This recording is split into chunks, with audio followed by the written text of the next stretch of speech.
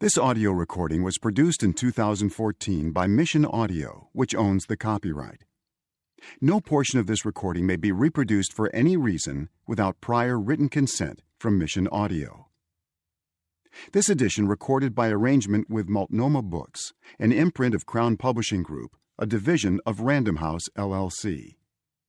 Please visit booksandaudio.com to offer your impressions of this work and to explore additional titles.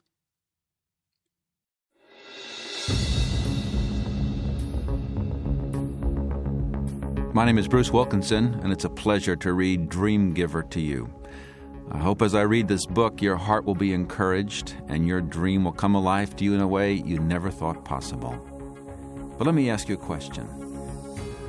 Do you believe every person on earth was born with a dream for his or her life? No matter where I travel in the world, whether among hard-charging Manhattan urbanites or villagers in southern Africa, I have yet to find a person who didn't have a dream. They may not be able to describe it, they may have forgotten it, and they may no longer believe in it, but it's there. I call this universal and powerful longing a big dream. Like the genetic code that describes your unique passions and abilities, your big dream has been woven into your being from birth. You're the only person with a dream quite like yours. And you have it for a reason, to draw you toward the kind of life you were born to love.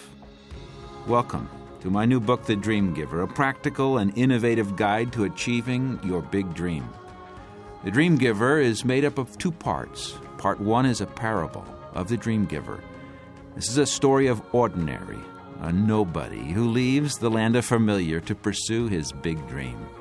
The parable follows ordinary on the journey to his dream, and this story will introduce you to the big ideas I want to talk about in the next section. Part 2 is called The Journey to Your Big Dream.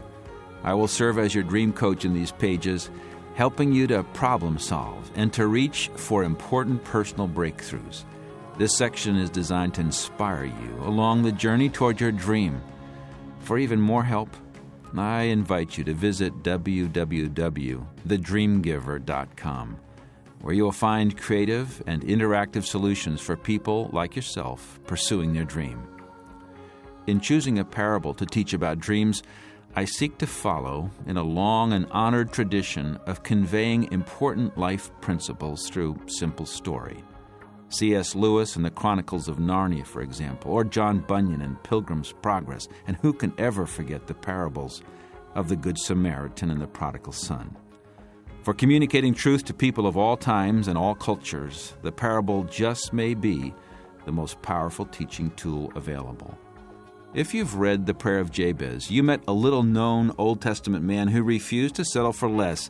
He desperately wanted to break out of the confining circumstances and expectations he'd been born into. So he cried out to God for blessing, for larger borders, and for the power and protection to go with them. And God said yes. If you pray like that, your life will change. God will expand your borders. He will move your life in a direction where you can thrive, but also where you'll face greater challenges than you've ever faced before. In this book, I call this direction His Dream for you. Every dreamer soon learns that the road to the future you really want is clogged with dream-threatening obstacles. That's why so many turn back. But what many don't realize, and what I missed for many years, is that each obstacle is also an important opportunity. The obstacles come in a predictable sequence, one after the other, and each for a very promising reason. And the better you understand the journey to your dream and what God is doing in your life, the less likely you are to abandon your dream. So let me ask you, did you have a dream as a child that you lost along the way? Do you have a dream right now that seems impossible to pursue? Do you feel like God even forgot to give you a big dream? Or are you pursuing your dream but experiencing setback after setback? If your answer to any of these questions is yes, then this book is for you. Please join me then for the journey of your life, and may your heart sing as you embrace what you were created to be and to do. My name is Bruce Wilkinson. I live currently in Johannesburg, South Africa. It's time to move on to the parable.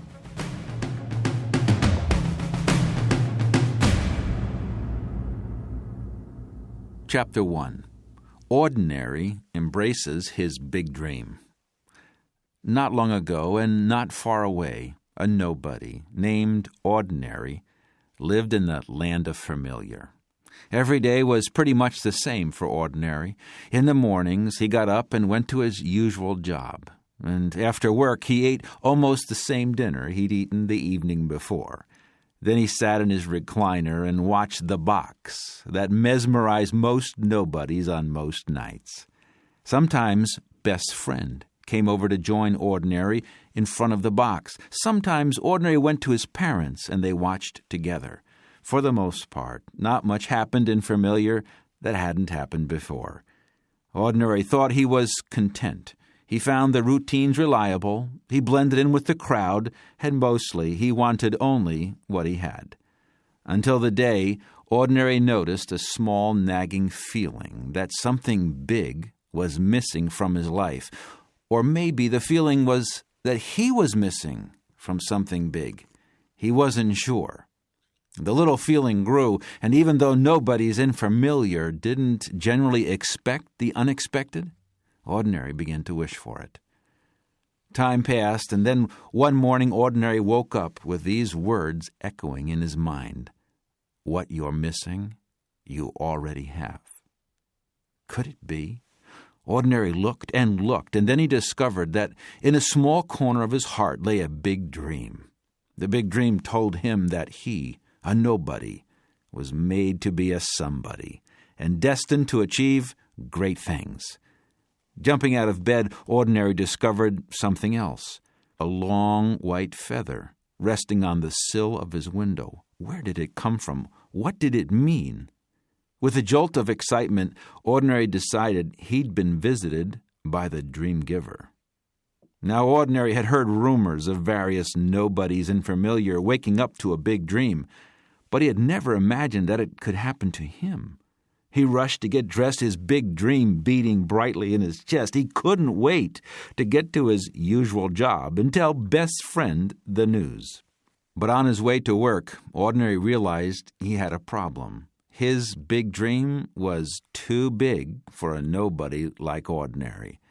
He would be embarrassed to tell anyone. Even Best Friend would probably laugh. Still, Ordinary was too excited to keep his dream to himself. As soon as he saw Best Friend, he blurted out the news. The dream giver gave me a big dream. I was made to be a somebody and destined to achieve great things. Best Friend looked surprised, but he didn't laugh. That's very big, he said. But if I were you, I wouldn't talk about this dream of yours too much. Nobodies around here might take you for a fool. Ordinary didn't want to look like a fool, so after that, he kept his big dream to himself. Day after day, Ordinary showed up at his usual job.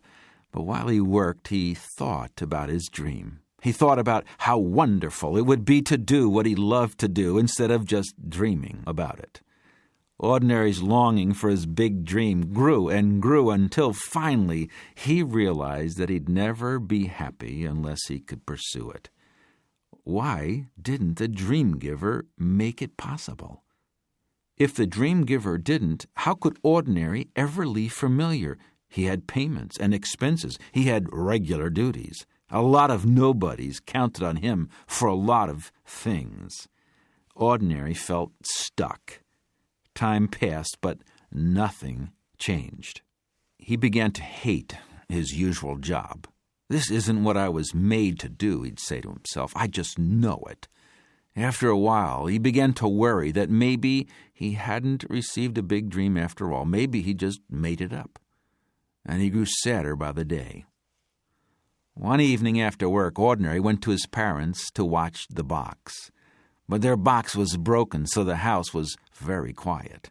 It was even more quiet because his mother was out shopping at Familiar Foods. In the quietness, Ordinary started to think about his dream again. He looked over at his father, sitting in his recliner, staring at the single page of Nobody's News. Maybe he could help. "Father," said Ordinary, "I'm growing sadder by the day. I don't like my usual job anymore. In fact, I think I hate it." Father looked up. That's terrible," he said. "What happened?" Before he could stop himself, Ordinary started talking about the dream giver and about his big dream. "I was made to be a somebody and achieve great things," he said. And then he told his father the name of his dream. As he spoke, his voice trembled. He was sure that his father would laugh or call him a fool, but his father didn't. "I'm not surprised to hear you say these things," he said. "You're not?" said Ordinary. "No," his father said. "You've had that dream ever since you were little. Don't you remember? You used to build that same dream with sticks and mud in front of this very house." Then Ordinary did remember. He'd always had his dream. It was what he'd always wanted to do and what he'd always thought he'd be good at doing.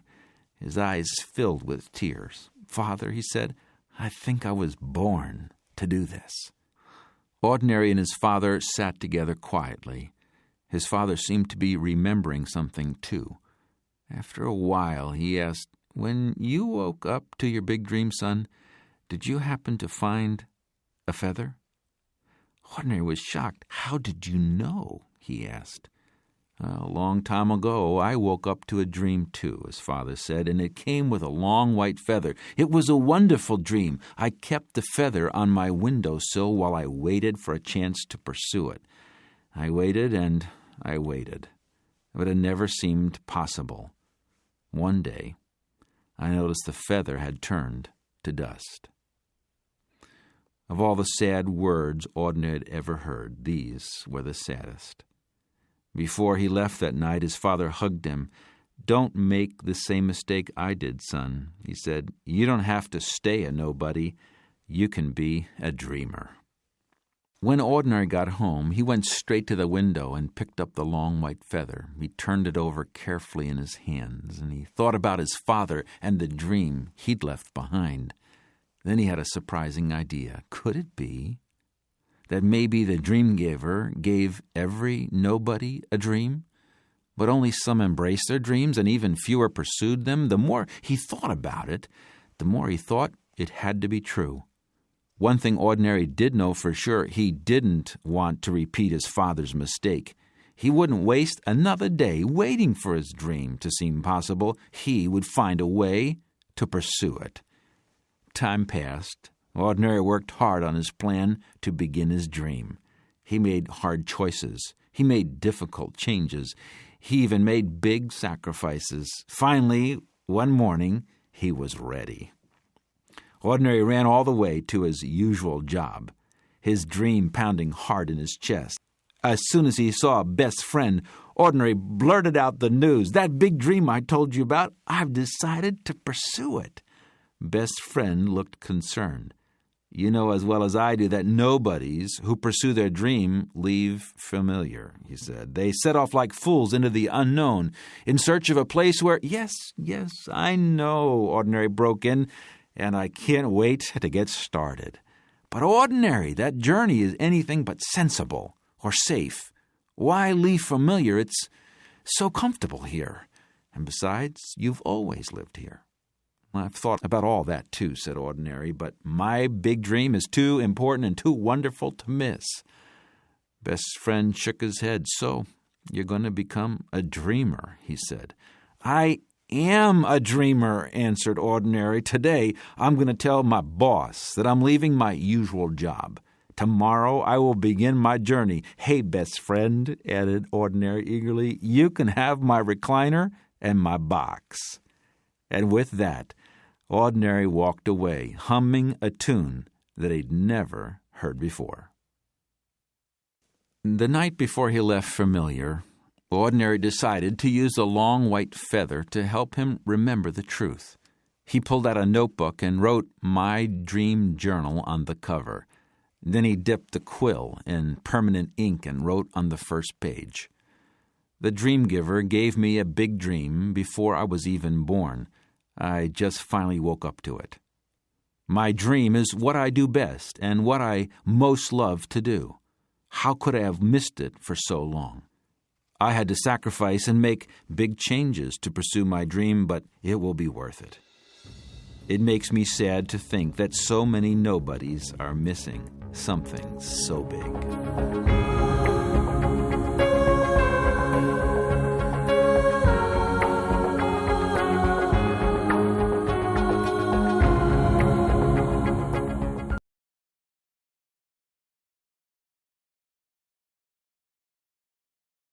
Chapter 2. Ordinary leaves his comfort zone. The next morning, Ordinary woke up at the usual time, but instead of reporting to his usual job, he packed his suitcase with the usual stuff. Then he added his journal and a bottle of permanent ink, and just before he closed the latch, he carefully placed his long white feather inside. Soon Ordinary was walking away from the comfortable center of familiar, where almost every nobody lived. He was heading toward the border, where almost no nobodies ever went. Ordinary had never dared to walk this way before, but like every nobody, he knew that the farther you walked from the center of familiar, the less familiar things became. He also knew that most nobodies who tried to leave the comfort zone of familiar became so uncomfortable they turned around and went home. Some were so glad to be back they sat in their recliner for days, waiting for nothing to happen and sighing with relief. But Ordinary told himself he was different from most nobodies. He would pursue his dream no matter what. Brimming with anticipation, Ordinary whistled his new tune while he walked, and he dreamed about the great things he would accomplish. Life had never been so promising. Ordinary hadn't gone far, however, when he no longer felt like whistling. He couldn't say why, but he just wasn't in the mood anymore. Then as he walked farther, he began to feel edgy, and the scenery looked different. The leaves on the trees looked leafy in a different way. Now when Ordinary thought about his dream, it looked different too. For the first time, he saw how pursuing it could cause him a lot of discomfort. He would have to do unfamiliar things in unfamiliar places, and he wouldn't have his box to watch. Then he even had a more disturbing thought. To do what he most loved, he would have to do what he most dreaded. Ordinary's mood quickly went from edgy to anxious. His steps began to slow, and he began to have big doubts about his big dream. What had he been thinking? He didn't have enough talent or skill to succeed at his dream. He was clearly unable to accomplish great things. What if he failed right in front of other nobodies? Worse, even if he could do the dream, he was clearly unworthy. Any nobody could see he didn't deserve to live his dream. He was just ordinary, after all. Maybe the dream giver had meant to give the dream to some other nobody more noble than him. By now, each step was harder to take than the last. His anxiety grew into fear. Then up ahead he saw a sign. It read, "Leaving the comfort zone of familiar, entering Borderland." Now Ordinary felt sheer terror. Sweat poured off his forehead. He could barely breathe. He could hardly think. Then, just as he came to the sign, Ordinary hit an invisible wall of fear. He stopped, unable to take one more step. He dropped his suitcase and sat on it. Should he turn around, he wondered? Or should he try to find a way to go on? Time passed, and then he heard these words. "Why are you stopping?" Ordinary recognized the dream giver. "I think I want to go back home," he said weakly. "I'm not the right nobody to go after such a big dream." "Yes, you are," said the dream giver. "I made you to do this." "But I don't think I can do this," he said. "Yes, you can. And I will be with you. I will help you." Ordinary stayed where he was. He watched an unfamiliar bug crawl across the toe of his shoe. Strange birds flew by overhead. After a while, he stood and looked longingly toward the unknown. Somewhere out there was his big dream. but getting from here to there seemed way too hard. Then he looked longingly back toward familiar. He fondly remembered all of its comforts, his usual job, his best friend, his recliner, and his box. There was something wonderful about nothing happening.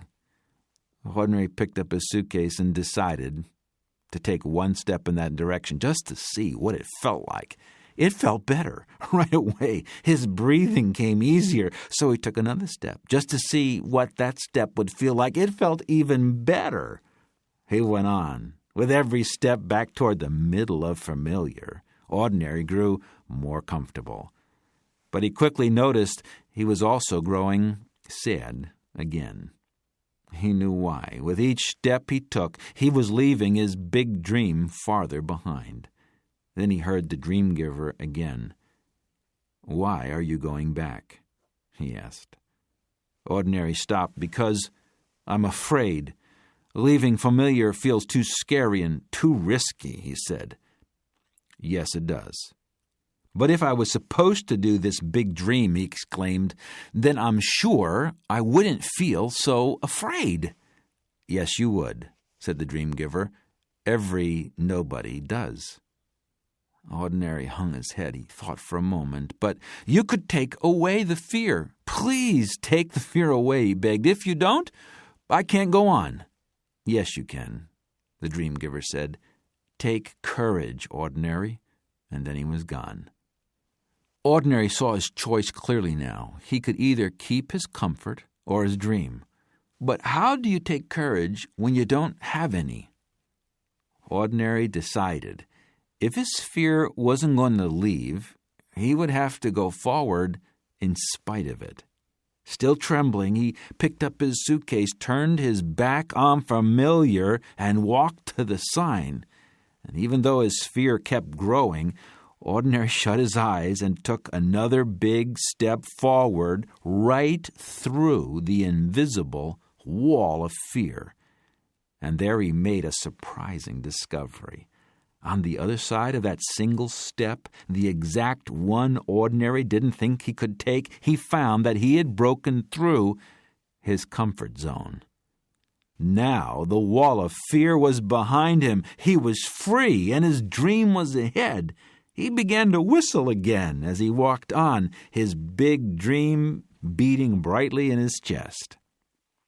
Later that day, Ordinary took out his journal and his long white feather and wrote down the truth about his comfort zone. It was hard to leave my comfort zone, but it would have been even harder to leave behind my dream, and I'm glad I didn't. I still don't feel worthy or able to do my dream, but the dream giver has promised to help me. Now I know a secret. I can take courage even when I feel afraid.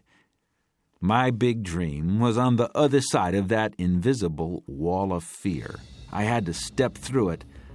I didn't think I could, but I did.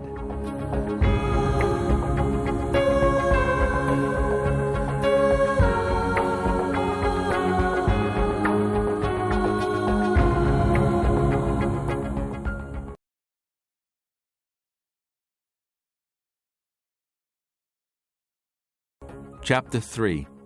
Ordinary meets Bullies in the Borderland. Not far past the sign, Ordinary's path sloped down. Ahead he saw wide waters and the bridge to the unknown. Between him and the bridge lay the Borderland, an open stretch of flat ground. Ordinary was surprised to see, standing in the middle of the Borderland, a few nobodies from familiar. One of the nobodies, who looked more familiar than most, was hurrying toward him. It was Mother. She rushed up and threw her arms around Ordinary. "Oh, Ordie," she cried, "my baby! Thank goodness we got here in time." "But how did you get here so fast?" he asked. "When you're not really leaving familiar," she said, "you don't have to break through all that dreadful discomfort." "But why are you here?" "You mustn't go on," she said. "I was so alarmed when I heard you were leaving familiar.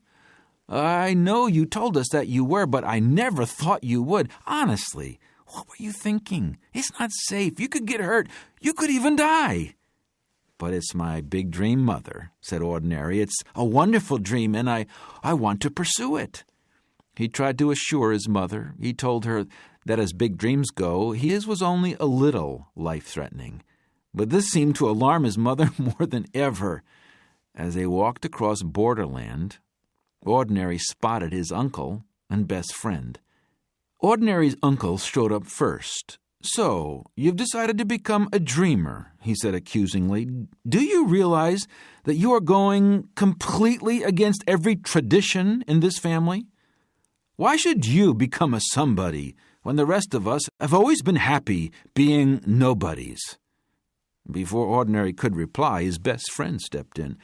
"I was worried before, Ordinary," he said gravely, "but the more I've thought about it, the more convinced I am that you can't succeed at this. I can't stand by and watch you go down in defeat." Ordinary was speechless and bewildered. He'd heard a rumor about border bullies, but he had supposed that if it were true, bullies would be nobodies he didn't know. He never imagined they'd be some of the nobodies who knew him best. Now his mother, uncle, and best friend all stood silently before him, blocking his view of the bridge to his big dream. How would he ever get past them? Should he even try? He needed time to think. He asked his bullies to wait for him. Then he walked alone down to the water's edge where he sat on a large rock. Looking out over wide waters, Ordinary thought and thought. He thought until he began to think that maybe his bullies were right. Maybe he was wrong to pursue his dream. Then Ordinary heard a voice call his name. When he turned to see who it was, he recognized a somebody. It was Champion, an old friend from Familiar who used to be a nobody. "Champion!" exclaimed Ordinary. "What are you doing here?" Champion sat down on the rock beside him. "When I heard you had become a dreamer, I just had to come," he said. "I knew you'd need help." "Thanks," said Ordinary with a heavy sigh, "but did you see all my bullies?" "I saw them," said Champion. "They're bullies, all right. But think of me as your border buster. I want to help you break through their opposition." Then Champion helped Ordinary understand what was happening. "Your mother, uncle, and best friend are only doing what's natural," he said. "When you left your comfort zone, you really shook up theirs. Each of them has something to lose if you go forward." "Well, that makes sense," said Ordinary, "but what do I do now? How do I get all my bullies on my side?" "Well, you might not be able to. Wisdom is the key. Try to understand what's motivating them. Look for the merit of their concerns. Some bullies you need to simply dismiss or avoid, but most border bullies have concerns that can help you clarify your plans. That's how a dreamer turns opposition into opportunity." When Champion stood to leave, he said, "Hold fast to your dream, Ordinary. You're going to be a somebody someday. I just know it." Then he shook Ordinary's hand and jumped down from the rock. "Remember," he said, "when bullies try to block your way, what matters most is who you choose to please." Ordinary thought about Champion's parting words. He decided it was time to talk to his bullies again. As the sun began to set, he walked back and forth along the water's edge, talking with them. He told them more about his dream. He learned from their concerns. Then he told them that he decided to pursue his dream into the unknown. By sundown, Ordinary was ready to cross the border. As Mother handed him his suitcase, he saw tears in her eyes. "I've changed my mind. I want you to pursue your dream," she said, "and your father will be so proud of you. I think he wishes he had taken the same journey years ago." Then she hugged him goodbye. Ordinary shook hands with best friend and his uncle, who still didn't look pleased. While the three watched, he walked toward the bridge over the wide waters. In the gathering dusk, Ordinary had failed to notice that another nobody stood on the bridge. But this nobody was not just any nobody. He was the landlord of Familiar. He was the one who decided what was right for nobodies. He owned every inch of the land. He even owned the bridge. "I'm denying you access to my bridge," he said. "But why?" asked Ordinary. "Because I need every nobody to stay in Familiar at their usual job," said the landlord. "I won't lose any more nobodies to this silly notion of dreams. I will not let you go." Ordinary tried hard not to panic. Wisdom told him that an antagonist like the landlord was the worst kind of bully. He had a lot to lose, and he didn't care about Ordinary. What should he do now? What could he do? Then Ordinary remembered Champion's parting words. And that's when he decided to swim. He knew he might not make it. The wide waters were very wide, and he wasn't a very strong swimmer, but he had to try. While his bullies looked on, Ordinary walked down to the wide waters. He was about to step in when something caught his eye. A small boat was moored nearby. When he got closer, Ordinary saw a note on the seat of the boat. He picked it up and read, "Ordinary, if you found this boat, I know you've chosen to please the dream giver. Enjoy a dry crossing. Your dream is waiting for you in the land of promise. I promise. Champion." Ordinary untied his boat, stowed his suitcase in the front of the boat, and shoved off. As he rowed out into the wide waters, Ordinary watched his border bullies grow smaller and smaller. When he was sure that he had finally really left Familiar, he waved his last goodbyes to the nobodies on the shore. But by then, it was too dark to tell if they waved back. That very night, before he went to sleep in the tall, dry grass on the other side of the waters, Ordinary used the feather again to write in his journal. "I met bullies at the Borderland. They were nobodies I knew. When I left Familiar, it upset the comfort zone of those close to me. They felt like they were losing something important. Even though my bullies tried to stop me, some of their concerns will help me. I couldn't sway all my bullies. In the end, I had to decide who I would please. I chose to please the dream giver."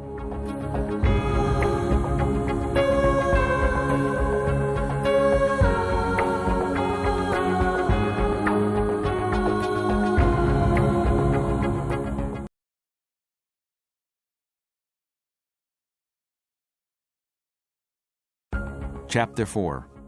Ordinary enters the Wasteland. Ordinary slept deeply and woke humming his unfamiliar tune. The fears of leaving his comfort zone were now gone. His border bullies were behind him. His step was light as he traveled into the unknown. Around each new bend, he expected to reach the land of promise where he would find his big dream. But he didn't. Instead, he soon found himself at the edge of a wide chasm. A haze obscured the view below. And when he reached the bottom, he saw what lay ahead. And what he saw made his heart sink. He saw miles and miles of nothing but sand, rocks, and a few scraggly trees. He was standing on the edge of an empty wasteland. How could any wonderful dream live here, he thought. He wasn't sure, but the path continued on, curving away into the dreary distance, so he decided to go on. Ordinary walked and walked. Every time he got hungry, he opened his suitcase and ate, and every time he got thirsty, he opened it and drank, and every time he thought about his dream, he decided to keep going. Time passed. Ordinary's skin burned, his feet blistered, his bones ached. One day blurred into another, and then one day he got hungry and opened his case and didn't find anything to eat. That was the day Ordinary began to worry. He called out to the dream giver for food, but he got no answer. 2 days later, he ran out of water. He called out to the dream giver again, and again he heard nothing. Fortunately, that was also the day Ordinary managed to find a trickle of water coming from a rock. At least now he was only starving. But if he was smart enough to find water, maybe he could find food too. Sure enough, it wasn't too long before he spotted a strange bush with some strange desert fruit hanging from its branches. Ordinary tried one. It didn't taste sweet, but it didn't taste sour either, so he ate his fill. Still, the dream giver was nowhere in sight. More time passed. The longest hours and days Ordinary could ever remember passed. Desperately, he began to look for a way out. One day, he followed what looked like a shortcut over a ridge. It led to a canyon that ended in quicksand. He tried traveling at night when it was cooler, but he kept losing the trail. Every delay made him more determined to find the quicker route, but every attempt only led to another dead end. Again and again, Ordinary lost his way. Again and again, he cried out for the dream giver to show him the way, but no answer came. Why had he ever trusted the dream giver to guide him in the first place? The day came when Ordinary finally gave up. He sat on his suitcase and refused to move until the dream giver showed up with a plan. But the dream giver didn't show up that day or the next. Ordinary had never felt so lost and alone. He became angry. He got angrier and angrier, and then a hard, hot wind began to blow. The wind blew all that day and all the next. Sand blew into Ordinary's eyes. It blew into his teeth and his ears. When the wind finally stopped, Ordinary stood to his feet, but as far as he could see, there was only sand. The path to his dream had disappeared completely. Obviously, his entire trip through Wasteland had been a waste. Hot tears coursed down his dirty cheeks. "You're not a dream giver," he shouted at the sky. "You're a dream taker. I trusted you. You promised to be with me and help me, and you didn't." And Ordinary stumbled in despair across the sandy waste, dragging his empty suitcase behind him. His dream was dead, and now he wanted to die too.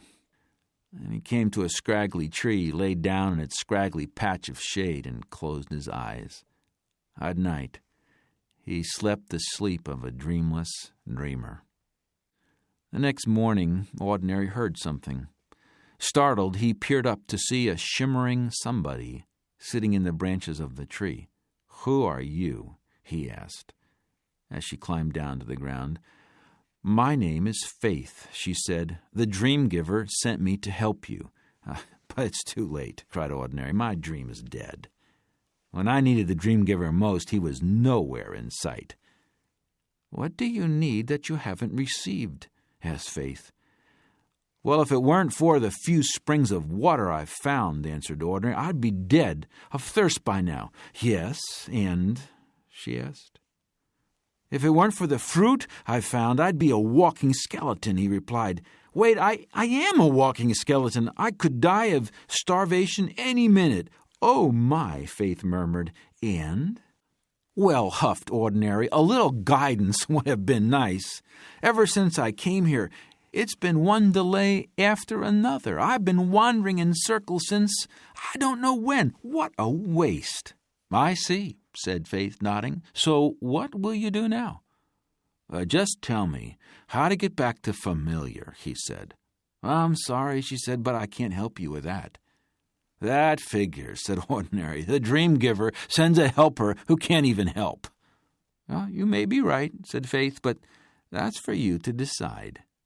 Then Faith walked away in a direction Ordinary felt sure was wrong. It wasn't long before Ordinary began to have second thoughts.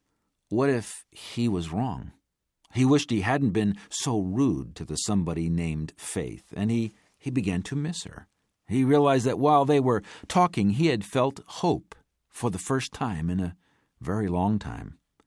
Ordinary jumped to his feet and scanned the horizon. "Faith!" he cried, but She was nowhere in sight. "Faith!" he cried again, but there was no reply. Then Ordinary had an idea. He climbed the scraggly tree to the top. From there, he could see Faith in the distance. As quickly as he could, he climbed down and set off in the same direction. Later that day, Ordinary was eating some fruit beside a trickle of water when he saw his journey through the wasteland in a whole new way. Food, enough for the day. Water, when he needed to drink.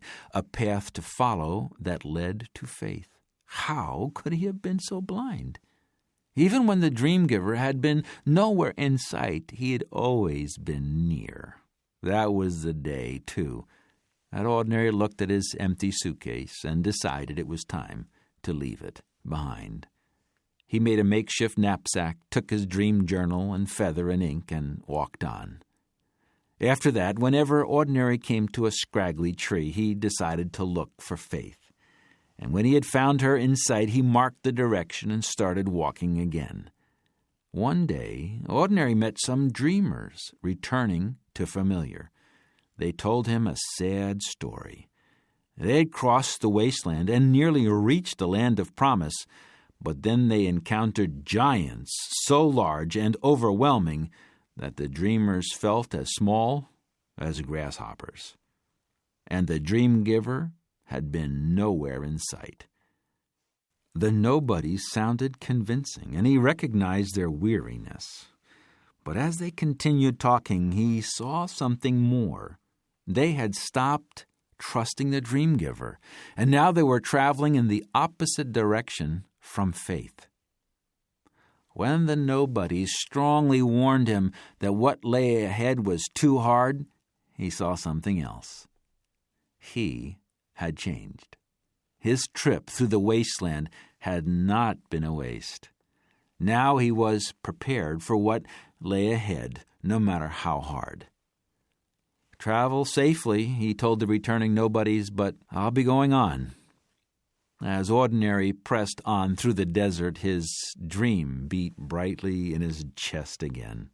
And the more the sun blazed, the more Ordinary believed that he could find the land of promise, no matter how long it took, if he only took the way of faith. One morning on the far side of the desert, Ordinary wrote down the truth about the wasteland. "After crossing the waters, I thought my dream was just around the corner. Instead, I found a wasteland. I was disappointed by the delay, and my doubts about the dream giver only made things worse. Now I see that the wasteland was not a waste. It has taught me to trust the dream giver even when he's nowhere in sight. I think I am stronger now. I'm following faith, and every day I feel more prepared for whatever lies ahead."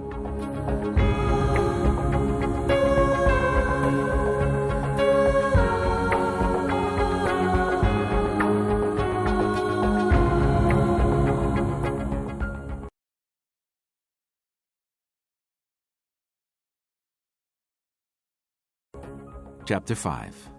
Ordinary finds sanctuary. One night, Ordinary dreamed that the dream giver was standing near him. "Well done, Ordinary," the dream giver said. "Come to my sanctuary." When Ordinary awoke, he was beside a gurgling stream. How he'd arrived there or when, he wasn't sure, but the wasteland was behind him. He wondered at his dream and hoped it was true. Was the dream giver pleased with him? Was sanctuary a real place, and could it be nearby? He picked up his knapsack and decided to follow the stream into the lush mountain forest he saw ahead. Something seemed to be drawing him onward and upward. He couldn't say what, but it felt like an invitation. Before long, giant trees towered over Ordinary. Walking across the floor of the forest, he felt hushed and small and swallowed up by greatness. Then he began to climb. Higher and higher he climbed, following the stream, until suddenly he entered into a level clearing filled with bright light. His heart told him that this was sanctuary, and he was in the presence of the dream giver. "Come to the water," he heard the dream giver say. Ahead of him in the clearing, he saw a small waterfall that fed a pool of still waters. He walked to the edge and then slipped into the purest water he had ever seen. He floated and splashed, sending diamonds of light spraying through the air. Time passed, but it didn't seem to pass at all. And when Ordinary emerged from the pool, the last traces of the wasteland had been washed away. Ordinary stayed in the clearing filled with light for many days. The dream giver had never felt so close, as present now as he felt absent in the wasteland. Then Ordinary heard the dream giver's voice again. "Come into the light." That's when Ordinary noticed that the light, which had been shining all around him, was now shining through him. Trembling, he looked. He saw into his heart, and he saw things he had said and done that he did not want to see. He saw rebellion and selfishness and betrayal, and everywhere he looked, he saw darkness. Tears began streaming down his cheeks. "Take away my darkness," he pleaded. "Give me your light." And the dream giver did. He took away Ordinary's darkness and gave him his light. Then the dream giver said, "Come closer to me." And Ordinary did. Again and again, Ordinary came deeper into the light, and the further he came, the more he felt at one with the dream giver. Then the dream giver spoke again. "Come higher," he said. Ordinary started up the mountain again, his step light. He couldn't wait to discover what the dream giver had in store for him. Before long, Ordinary emerged at a summit. He found himself standing on a broad table of rock, gazing out at a glorious sight, a river below, then a wide valley, and above it, all along the far horizon, a gleaming ribbon of shining hills. "The land of promise!" Ordinary gasped. "It has to be!" "Yes," he heard the dream giver say. Ordinary let out a shout of victory. "I made it! My big dream is right over there!" he yelled. Yes. Ordinary was overcome with happiness. His big dream was finally in reach. Oh, how he'd wish that best friend and his parents and every nobody and familiar could be here to see what he was seeing at this moment. "Ordinary?" said the dream giver. "Yes," said Ordinary. "Give me your dream." "What do you mean?" Ordinary said. "It's my dream. You're the one who gave it to me." "Yes, and now I'm asking you to give it back." Ordinary was shocked. He didn't even have time to think. "I can't," he told the dream giver, "and I won't." Ordinary paced back and forth along the rim of the summit, trying to understand what had just happened. Why would the dream giver want to take away his big dream? How could he even ask, especially now when Ordinary had come so far? It wasn't fair. It wasn't even right. And Ordinary had an idea. Maybe there was a way out. "Do I have to give it back?" he asked. "No," the dream giver said. "Some choose not to." So he had a choice. He could keep the dream. But instead of relief at the thought, Ordinary felt confused and sad. What was he going to do? He slumped down on the rock. He thought for a long while. Finally, he saw what was at stake. He could please the dream giver and surrender his dream, or he could go against the dream giver's wishes and keep his dream, but risk losing the dream giver's pleasure. The choice broke his heart. Time passed. Ordinary thought and thought some more. The sun set and rose again. In the morning light, his eyes fell on a smooth, flat stone nearby. Picking it up, he noticed that the stone fit perfectly in his palm. Then he saw a word etched into its surface: remember. What could it mean, he wondered? Was the stone a message from the dream giver or from another dreamer? What should he remember? Holding the stone, Ordinary found himself thinking back. He remembered Champion and Faith. They must have faced this choice. What would they say to him now? He remembered the returning dreamers. He could still hear their sad and bitter voices. They couldn't have surrendered their dreams here. They didn't even trust the dream giver. Over and over he turned the stone in his palm. Finally his thoughts turned to the dream giver. The dream giver had always kept his promises. He had always been good to Ordinary, even when he was nowhere in sight and nothing seemed to make sense. And Ordinary knew what he had to do. No, what he wanted to do. He carried his knapsack to the edge of the rock and sat down. He took his journal and his long white feather, and he wrote his last entry about his big dream. I am surrendering my dream to you, dream giver. I've decided that it's you that I can't go on without. Then Ordinary left his journal open on the rock. He wouldn't be needing it any longer. He put the feather and the stone in his bag and began his slow descent to the river below. Later that day, Ordinary reached the river. No one waited for him there. He had no dream or plan now, yet he felt a deep peace. He waded into the river and swam across, pulling his knapsack behind him. On the far bank he climbed out, and the first thing he saw was his journal lying open on the grass. His heart racing, he picked it up and read, Ordinary, I'm giving you back your dream. Now you can use it to serve me. Now you can achieve truly great things. And I am with you always. Ordinary knelt by the river bank and wept with joy. The dream giver was more kind, more good, more wonderful, more trustworthy than he'd ever imagined. Now when Ordinary looked at his surrendered dream, he saw that it had grown. Now his dream was no longer only about Ordinary. Now it was part of the dream giver's big dream for the whole world. When Ordinary stood to leave, he noticed on the rise above the river a memorial built of stones. Every stone was smooth and small and had the word Remember etched on its surface. Standing by the monument to the dream giver's goodness, Ordinary felt in awe and surrounded by many witnesses. Carefully he placed his own stone at the top of the memorial, and he walked on. That evening, by the light of the moon, Ordinary pulled his journal out of his knapsack and wrote about his time in Sanctuary. I will never be the same after Sanctuary.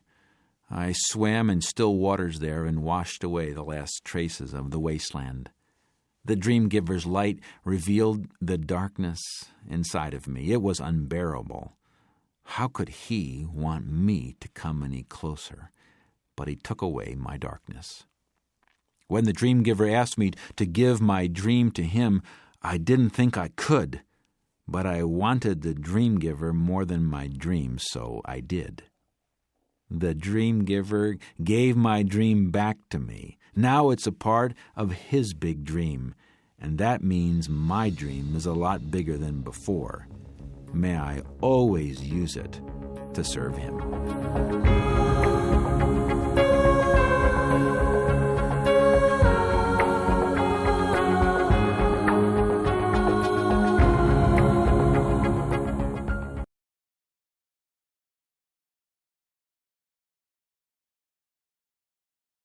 Chapter 6.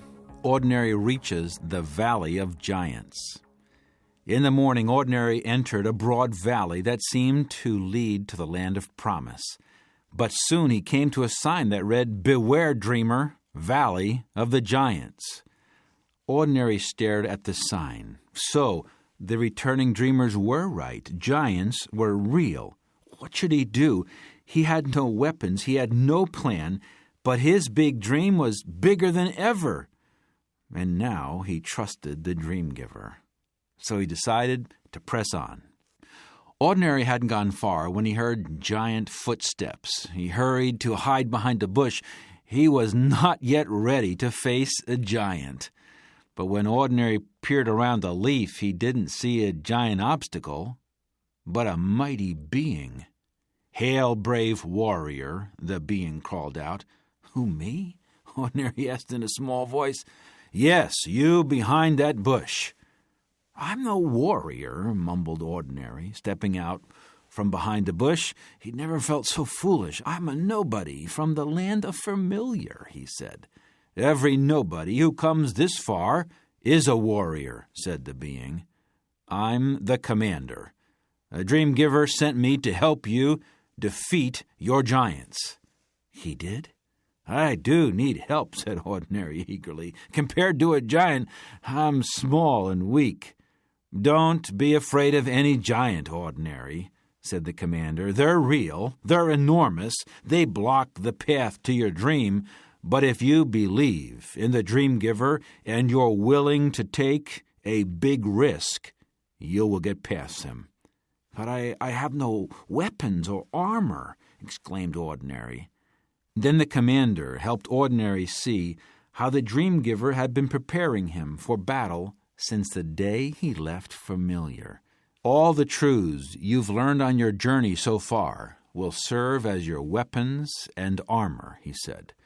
"But how will I know what to do?" asked Ordinary. "The dream giver will tell you, and he will give you his power if you ask for it." Ordinary felt reassured, but he still didn't feel like a warrior. "Beware of unbelief, Ordinary," said the commander. "Unbelief is much more dangerous to your dream than any giant." And then the commander was gone. Ordinary hadn't gone far up the valley when he met his first giant. It was enormous, all right, and it completely blocked the path to his dream. When it noticed Ordinary, the giant yawned in his direction. "Where do you think you're going, little nobody?" Ordinary recognized the giant towering over him. It was Moneyless. "I need to get past," said Ordinary. "Sure you do. Everybody does," said the giant. Ordinary tried to think of a plan, but none came to mind. "So I need you to get out of my way," he said. "I'm not moving," said the giant. "I guess you'll have to move me yourself." For a moment, Ordinary hesitated. Then he cried out, "Dream giver, help me! Give me your power!" And the dream giver did. Then he told Ordinary what to do and what to say. Ordinary looked up at the giant called Moneyless and shouted, "I challenge you in the name of the dream giver." Then he attacked the giant with all his weapons and armor. At first, the giant didn't move, but Ordinary kept reaching for the truths he had learned. He took courage. He believed that the dream giver would provide. He relied on wisdom. He fought on. He endured. And with every advance, he felt the dream giver's pleasure. Finally, the day came when Moneyless did retreat. And Ordinary's cry of victory rang through the valley. "Great and good is the dream giver," he cried. After that victory, Ordinary never doubted again that he was a warrior. As Ordinary traveled up the valley, he met more giants. Some, like Moneyless, were obstacles that he had to get around. Some, like corruption, opposed his dream and fought him fiercely. Some, like rejection, attacked him personally and left him deeply wounded. But Ordinary met other dreamers too. During seasons of rest, they gathered to tell stories about the dream giver and encourage each other. From other dreamers, Ordinary learned to see a bigger picture. Every giant was another opportunity for the dream giver to receive honor. Higher and higher, Ordinary moved up the valley, battling giants on the way to his dream. One day, Ordinary came across a wounded warrior lying on a quiet hill. Ordinary dropped down by her side. "How can I help you?" he asked. "My wounds are too many and great," she said. "This will be my dying place." Ordinary's heart broke. "But why would the Dreamgiver let you be defeated?" Ordinary asked. "You've come so far. You have to finish your big dream." She had no reply. Night fell, and the wounded warrior grew weaker. Finally, in the darkness, she said, "Tell me the name of your dream." After Ordinary did, the warrior was quiet for a moment. Then she spoke. "That is the name of my dream also," she said. "I fought giants ahead of you. You will fight more after me. But we have the same big dream." In the first light of dawn, she spoke for the last time. "Death is not my defeat," she whispered. "It is my victory." That morning, Ordinary buried his warrior friend on the hilltop. Then he sat for a long time, looking across the hills and the valleys. He thought about the warrior's life and about her death, and he thought about her dying words. And he became certain that he would not have gotten this far on the path to his dream if his friend had not gone before him. Finally, Ordinary took his long white feather and wrote the truth on her headstone. Here lies a mighty warrior. She finished her dream. Soon after leaving the hill, Ordinary began to sense that he was almost through the Valley of Giants. He was getting closer to the place where he could do what he wanted to do most, and he walked faster in anticipation. Then one day, just as he caught a glimpse of the high country ahead, he stumbled on a small camp of ragged anybodies. Ordinary had never met any anybodies, but he'd heard of them. They were a lot like nobodies. The anybodies told him that they were from the city of anybodies that lay just ahead. A giant of darkness oppressed the city from his stronghold at the gates. No anybody could leave or enter, and it had been that way for so long that no anybody could remember how long it had been that way. When Ordinary asked about the Dreamgiver, the anybodies just shook their head. Few believed in him. Other warriors had mentioned his name, they said, but they had passed by without challenging their giant. Should he pass by too? He couldn't wait to find his big dream. And Ordinary heard the Dreamgiver's voice. He said, "Prepare for battle." Word spread quickly through the camp. The warrior named Ordinary was about to challenge the giant of darkness in the name of the Dreamgiver. Anybody's crowded around the giant's stronghold to watch. Ordinary walked up to the gate and cried, "Giant of darkness, in the name of the Dreamgiver, I come to defeat you. I proclaim deliverance for every anybody in the camp and every anybody in the city." When the giant burst out of its stronghold, the anybodies gasped. "None of these anybodies will ever be free," the giant roared. "Their lives are worthless. Their hopes are lies." And then he attacked with the heaviest chains of darkness that Ordinary had ever seen. Ordinary fought courageously. He fought with the Dreamgiver's power, and he used every weapon and every piece of armor he had. All day, the sound of the warfare crashed through the valley. But by mid-afternoon, anybody could see that Ordinary was growing weaker, while the giant was as strong as ever. Ordinary retreated to the edge of the field and cried out to the Dreamgiver, "Are you with me?" "Yes," said the Dreamgiver. "This giant is too strong for me," gasped Ordinary. "Yes, it is." "The victory will take a miracle," said Ordinary. "Yes, it will." So what should I do?" "Prepare for a miracle," said the Dreamgiver. "Lay down your weapons. Take only your feather, and you will bring me great honor." Leave his weapons? Unbelief swept through Ordinary's heart. What the dream giver asked was impossible. Then Ordinary remembered. He remembered surrendering his dream and getting it back even bigger and better than before. He remembered the dream giver's goodness in the wasteland, even when he was nowhere in sight. He remembered the dying warrior's victory, and he remembered his big dream. And that's when Ordinary turned away from unbelief and decided to take a big risk for the dream giver. He put down his weapons. Anybody groaned in disappointment. Then Ordinary picked up his knapsack and pulled out his feather and walked toward the giant. The anybodies gasped in disbelief, but the giant only laughed. "Are you going to knock me over with a feather?" it roared. Ordinary wasn't sure what to do or say until the giant of darkness towered over him. Then the dream giver told him just what to do. He raised his long white feather high above his head, and as he did, it grew heavy in his hand, as heavy as a sword. "If the dream giver is for me," Ordinary shouted, "what giant can stand against me?" Then he swung the feather in a mighty arc, right across the giant's evil heart. And when he swung, an amazing thing happened.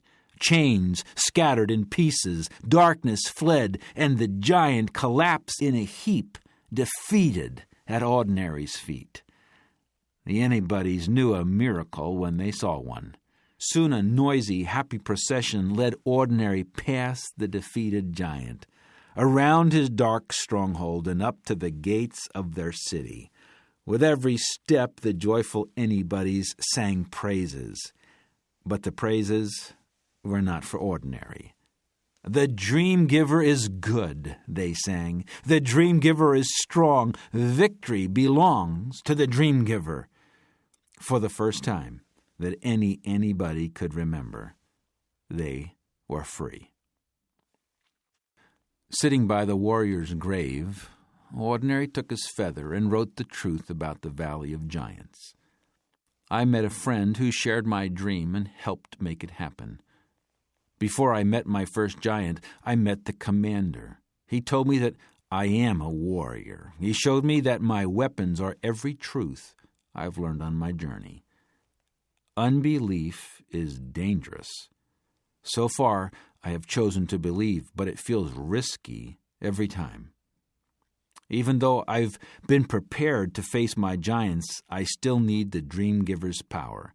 Every time I defeat a giant, the dream giver receives honor. Giants, beware.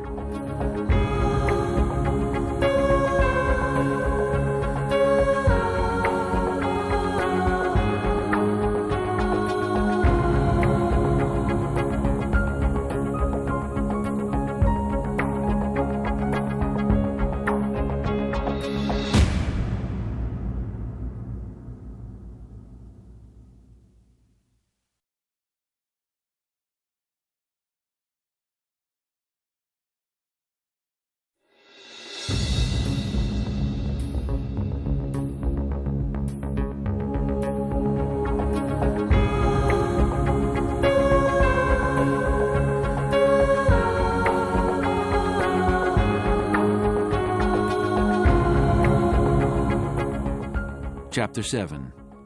Ordinary thrives in the land of promise. When Ordinary passed through the anybody's city gates, he saw hope and joy on every face. "Thank you, warrior," the anybody shouted. "Thank you for helping us." But the celebration hadn't moved far into the city when Ordinary began to see signs of want and need. He was shocked to see that some anybodies lived in the dirt. Some lived in homes built out of sticks and mud. Still, all day and all night the celebration filled the streets of the city. The next day, grateful anybodies begged Ordinary to stay with them for a while. Yes, he said, but only for a short time. He still had a big dream to pursue. He could picture the city where he would accomplish his dream more clearly now than ever. It was a beautiful city with white marble walls, and it shone with promise in his heart, and it felt very, very near. In the days that followed, Ordinary walked through every street and lane and path of the dismal city of Anybody's. He talked to young Anybody's and old Anybody's, and what he saw and heard filled him with sadness. Yes, the giant of darkness was gone, but years of tyranny had left the city damaged and broken. The needs of the Anybody's were great, and their hopes were few. Ordinary's heart began to ache in a way it had never ached before. One day, Ordinary took a stroll near the city gates. As he walked, he talked with the friendly Anybody children who followed him. Then he heard the dream giver say, "What do you see?" Ordinary stopped. He looked down into the children's faces. "I see beautiful Anybody's in great need," he said. "Yes," said the dream giver. "What else do you see?" Then Ordinary looked up. He could hardly believe his eyes. Carved on the inside of the gate was the name of his dream. "Your big dream lies here," the dream giver said. Could it be? Instantly, he knew it was true. He had arrived. Then Ordinary understood why he hadn't recognized his big dream when it was right in front of him. The lovely city he had imagined all along was not his dream, but a picture of what his dream would accomplish. The big needs of these Anybody's matched perfectly the big dream in his heart. And it was time to do his dream. Ordinary was so excited that he let go with a whoop of joy, much to the delight of the Anybody children. The next morning, Ordinary woke up early, ready to begin. Of course, he had no idea where to begin. There were so many needs that it overwhelmed him. He was just one dreamer. But he decided to begin at the beginning. He saw the need nearest him and tried to meet it. He spent what he had. He did what he could. He used what he knew. Every day, he asked the dream giver to help and guide him. And things began to change for the Anybody's. Time passed, and Ordinary worked hard. Doing his dream could be difficult, but Ordinary had never felt more fulfilled. He was building something new from something broken. He was meeting big needs while doing what he loved to do most. One day, 2 more dreamers arrived in the city. For many days they walked the streets and talked to the Anybody's, young and old. And then they told Ordinary that the city of Anybody's was the city of their dreams too. Immediately, Ordinary saw that it was true. The 2 dreamers had resources that Ordinary lacked. They had skills he had never learned. They could meet big needs that Ordinary couldn't. That was a very good day for Ordinary, and for the Anybody's too. More time passed. Ordinary's devotion to the dream giver grew. He always did what the dream giver told him to do. He was careful to remember what the dream giver had done, and he worked hard to protect his dream from compromise. Then one day, Ordinary made a surprising discovery. An Anybody had told Ordinary that he didn't enjoy his work very much. And Ordinary had noticed that he wasn't very good at it either. Ordinary asked him, "What do you love to do the most?" When he answered, Ordinary saw the problem. There wasn't much opportunity here for this Anybody to do what he loved. Ordinary thought for a moment. "Do Anybody's have big dreams?" he asked. "I wish," the Anybody said wistfully, "I wish I had a big dream." "But it seems like you do," exclaimed Ordinary. He thought some more, then he asked, "Have you always lived here?" "Yes," he said. "So this is familiar to you, right?" "Yes," he said, "it's very familiar. I'm comfortable here. I find the routines reliable, but sometimes it feels like something big is missing, or that I—" "Say no more," cried Ordinary. That evening, Ordinary taught the village of Anybody's his unfamiliar tune. Only now that he was a somebody, living his dream, he knew the words, too. It was a song about the special place that every anybody has in the dream giver's heart. It was a song about how every anybody is made to be somebody special and accomplish great things. After that, a lot of anybodies began waking up to their big dream. Some found that the city of their dream was the city of anybody's. Others set off on journeys of their own. And not long after that, the city began to look a lot like the picture of the big dream that Ordinary had carried in his heart for so long. More and more the city's walls gleamed in the sun like white marble, and its streets shone with promise. Then one day, Ordinary thought he heard the dream giver say, "Come further." Ordinary found himself walking, knapsack over his shoulder, along the far wall at the back of the city. He noticed a little gate he'd never noticed before, and he heard the dream giver again, "Come further." He opened the gate and stepped outside. But as he did, he felt strangely uncomfortable. He looked toward the distant unknown. "Well done, Ordinary," the dream giver said. "You are a good and faithful dreamer. Now let me show you more." "More?" asked Ordinary. "More," said the dream giver. "There's so much more of my big dream waiting for you." Now Ordinary looked at the horizon again, and he saw many valleys and wide waters, and he saw the gleam of many more lands of promise waiting for a dreamer to claim for the dream giver. "Soon you will leave what is familiar once again," the dream giver said, "and I will be with you." Suddenly, Ordinary understood. His big dream in the city of anybody's was nearly done. He was ready now for the dream to grow into a new and bigger dream. Soon it would be time to pursue it. Ordinary looked again toward what lay in his future. The horizon was full of promise. "Thank you, dream giver," Ordinary whispered. "Thank you for the gift of my big dream." And he began to hum an unfamiliar tune. Ordinary picked up his white feather and wrote a letter back to his father at home. "Dear Father, I'm writing to you after a very long journey, but I made it. I'm living in the land of promise and watching my big dream happen all around me. And to think it all started with sticks and mud when I was a boy. Father, I discovered that every nobody has a dream, and it's never too late to pursue it. I know you thought your dream died, but a big dream never dies.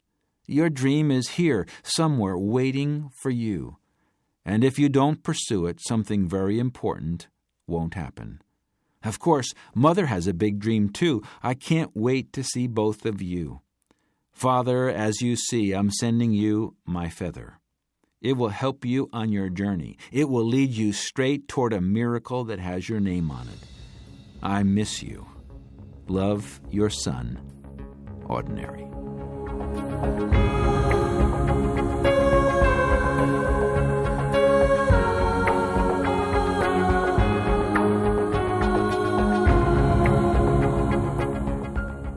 Part 2. The Journey to Your Big Dream. I hope you enjoyed the story of Ordinary and his journey to achieve his big dream.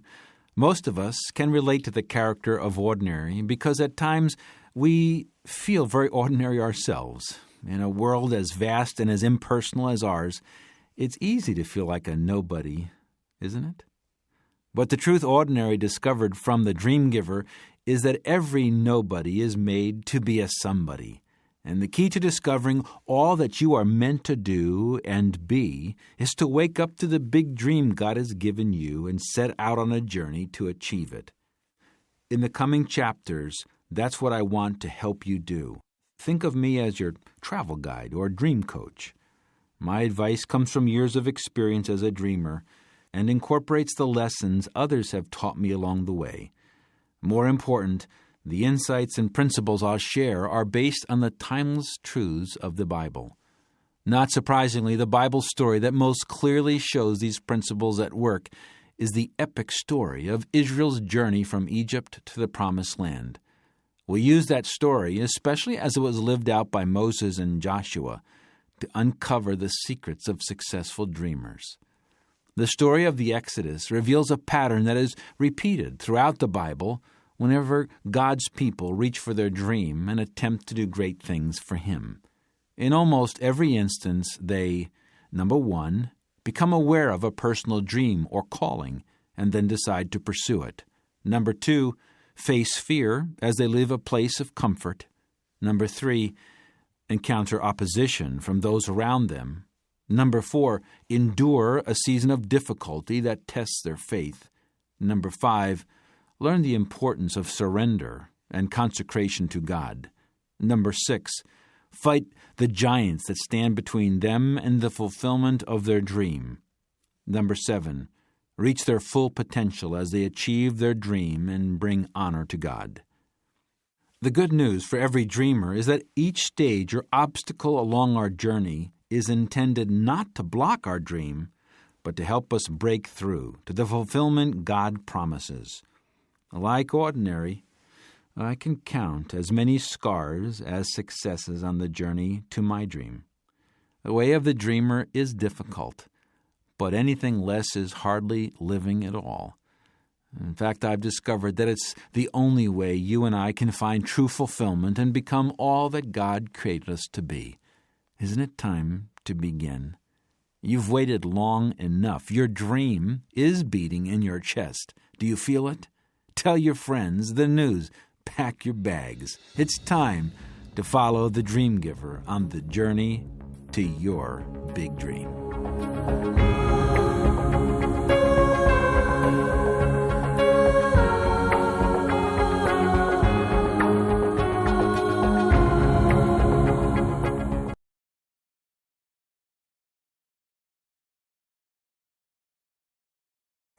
Chapter 8.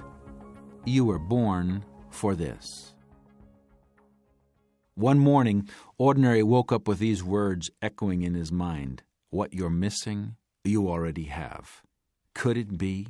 Ordinary looked, and then he discovered that in a small corner of his heart lay a big dream.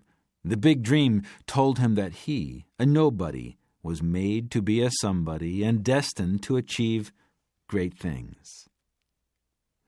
The Hollywood producer didn't believe it was true, and I couldn't seem to change his mind, even though I was about to buy him lunch at my favorite neighborhood restaurant.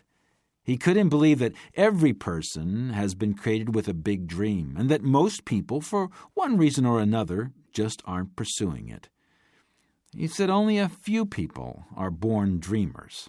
Just because you happen to be one of them, he said, you don't really think everyone in this restaurant is one, do you? I was losing the debate as we took our seats, and I didn't know what to do. Our conversation had special meaning to me because, although my friend didn't know it, I was trying to help him pursue his big dream. I was almost to the point of giving up when an idea came to mind. Why not try to prove it right in front of him? When our waitress, Sonia, came to take our order, my heart was pounding. But I took a risk and I asked her, "Are you doing what you've always wished you could be doing?" She looked at me questioningly. "What do you mean?" she asked. I said, "Well, maybe you are doing your dream, and that would be terrific. But I wonder, do you have a big dream inside of your heart that hasn't come true yet?" Sonia thought for a moment, then she said, "My mother is a nurse, my sister is a nurse, and I've always dreamed of becoming a nurse." Would you have been a good nurse? I asked. Sonia became emotional. I would have been a really good nurse, she said softly. Would you like to be a nurse at this very moment? I asked. Yes, she said. So I took another risk. Do you happen to believe that God wants you to be a nurse? I asked. She looked away for a moment and said, I think so. If God wants you to be a nurse, then there must be a way for you to be one, I said. What has stopped you? Sonia listed the reasons: an education cut short by marriage, then 2 children, then the demands of raising a family. Now it's impossible, she said. It's too late. And I heard the sadness in her voice. What would have to happen for you to become a nurse? I asked. We don't have enough money, she said. I can't afford a babysitter, so I can't go to school. So if you had a babysitter, you would go to school? I asked. Yes, I would, she said without hesitation. I glanced at my producer friend to make sure he was taking this all in. Then I took another risk. Sonia, I believe there's somebody in your life who cares about you and would babysit your children for free. Who is that person? Sonia thought for a moment, then her face lit up. It's my mother, she exclaimed. She just retired 2 months ago. She loves her grandchildren, and she's always wanted me to have my dream. She'd babysit my kids for free if I just asked her. While she spoke, her eyes brimmed with tears. Mine did too. Anytime I see someone else's dream surfacing, I'm deeply touched because I know how sad it is not to be able to live your dream.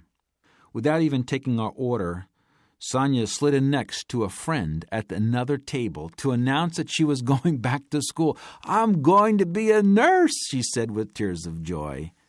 My friend sat across from me, shaking his head. If I hadn't seen it with my own eyes, he said, I wouldn't have believed it. Maybe you're right. Maybe everybody does have a big dream. With whom do you identify in that story? The producer? He thought people with big dreams are far and few between.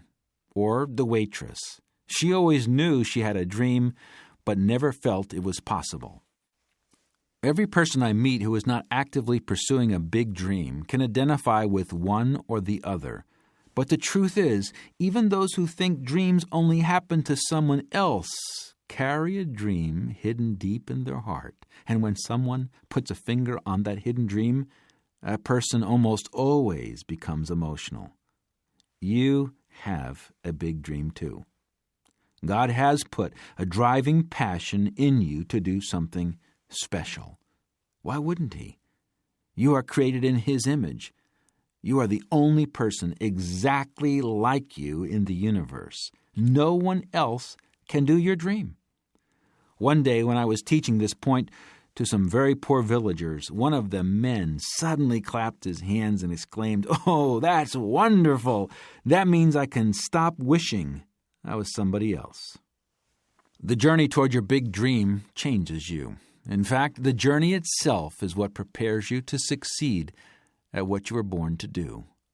And until you decide to pursue your dream, you are never going to love your life the way you were meant to. Yet millions of people never take the first step. What was going through your mind as you read about Ordinary's life of family, friends, and routines? Did it sound familiar?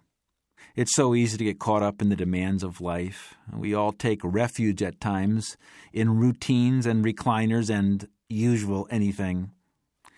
But if we're just marking time instead of making a life, we have put our big dream on hold. Years pass. Personal losses pile up. We lose our sense of meaning and purpose. We spend our energy unproductively, and the big picture of why God put us on earth in the first place begins to fade from view. Tragically, a whole lifetime can pass without a person ever accomplishing the great things he or she was born to do and wants to do.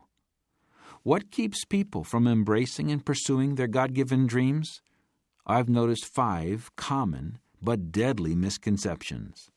Number 1, I don't have a dream.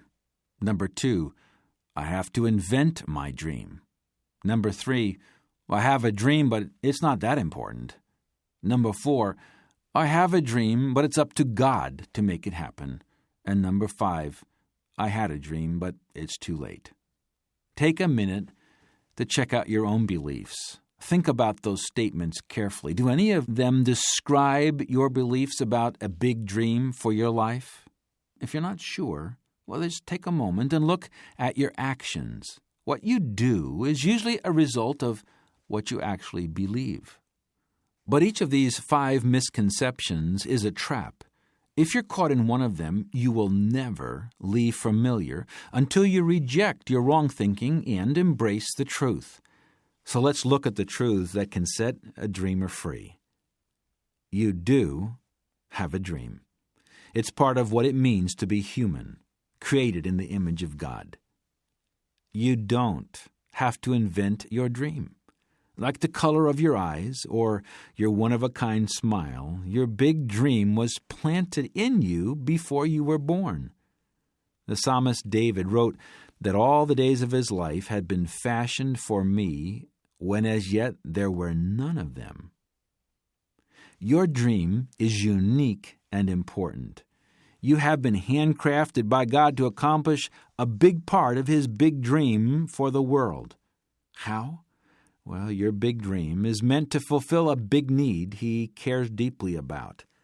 The reason you're here is to take a part of His dream from point A to point B. No one else can do it quite like you. Your dream is yours to act on.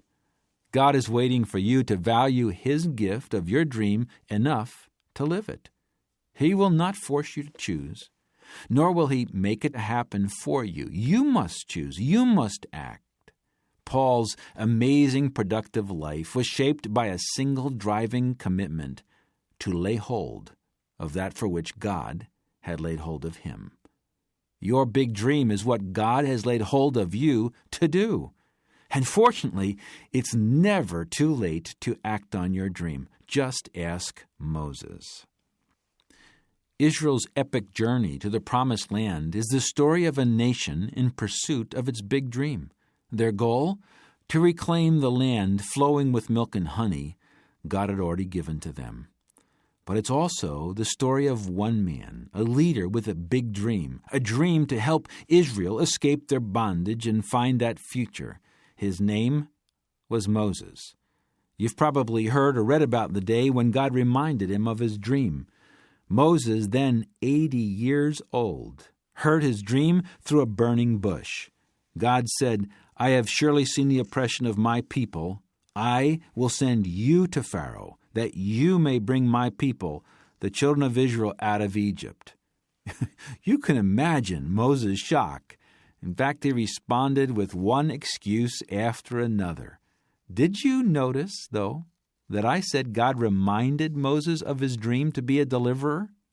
That's because from birth, Moses had been uniquely prepared and motivated and trained for that very purpose. He knew it, and he even thought other Israelites knew it. But as a young man, he had pursued the dream in the wrong way. Now 40 years had passed, and I'm sure Moses thought his big dream had crumbled to dust. Then God interrupted Moses' life with an amazing message from a burning bush. It's as if God said, "Your dream is not dead, because the big need is still there." But how was an aging sheepherder going to rescue an entire nation from the most powerful king on earth? Like all big dreams, Moses' assignment seemed far too big. Here are 3 insights from every God-given big dream that we can glean from Moses' story. Number 1, a big dream always seems overwhelming at first. Number 2, ultimately a big dream is aimed at meeting a big need in the world. Number 3, while you still have breath, it's never too late to act on your dream. I'm so glad God returns again and again to present us with the gift of our life. Our dream matters greatly to Him. There's no other you or me, just like there was no other Moses.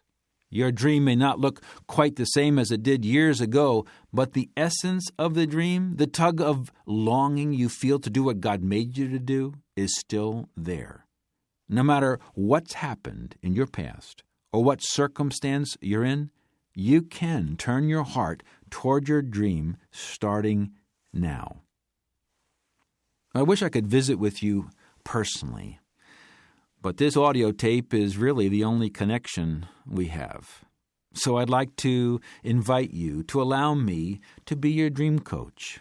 One of my favorite things to do, and yes, is a part of my dream, is to help other dreamers, just like you, to move forward on their journey. Certain questions come up often, and so I'm including a few here that I have been asked at recent conferences and thought perhaps you would wonder about as well. I think you'll find these conversations helpful. Lee from Brooklyn, New York. Moses was lucky to get his dream announced to him from a burning bush. But I haven't had any such experience. I'm in midlife, and I still can't find my big dream. Can you help? I've known people who can point to one conversation or spiritual experience when their future suddenly came into focus. But most of us don't see it all at one time. We start with an inkling, a cluster of interests, a longing that perhaps won't go away. If we start there and set out, we give God a chance to show us more. One thing I know, God is not intentionally hiding your dream from you. It's already in you. It's already who you are. Your opportunity is to discover it.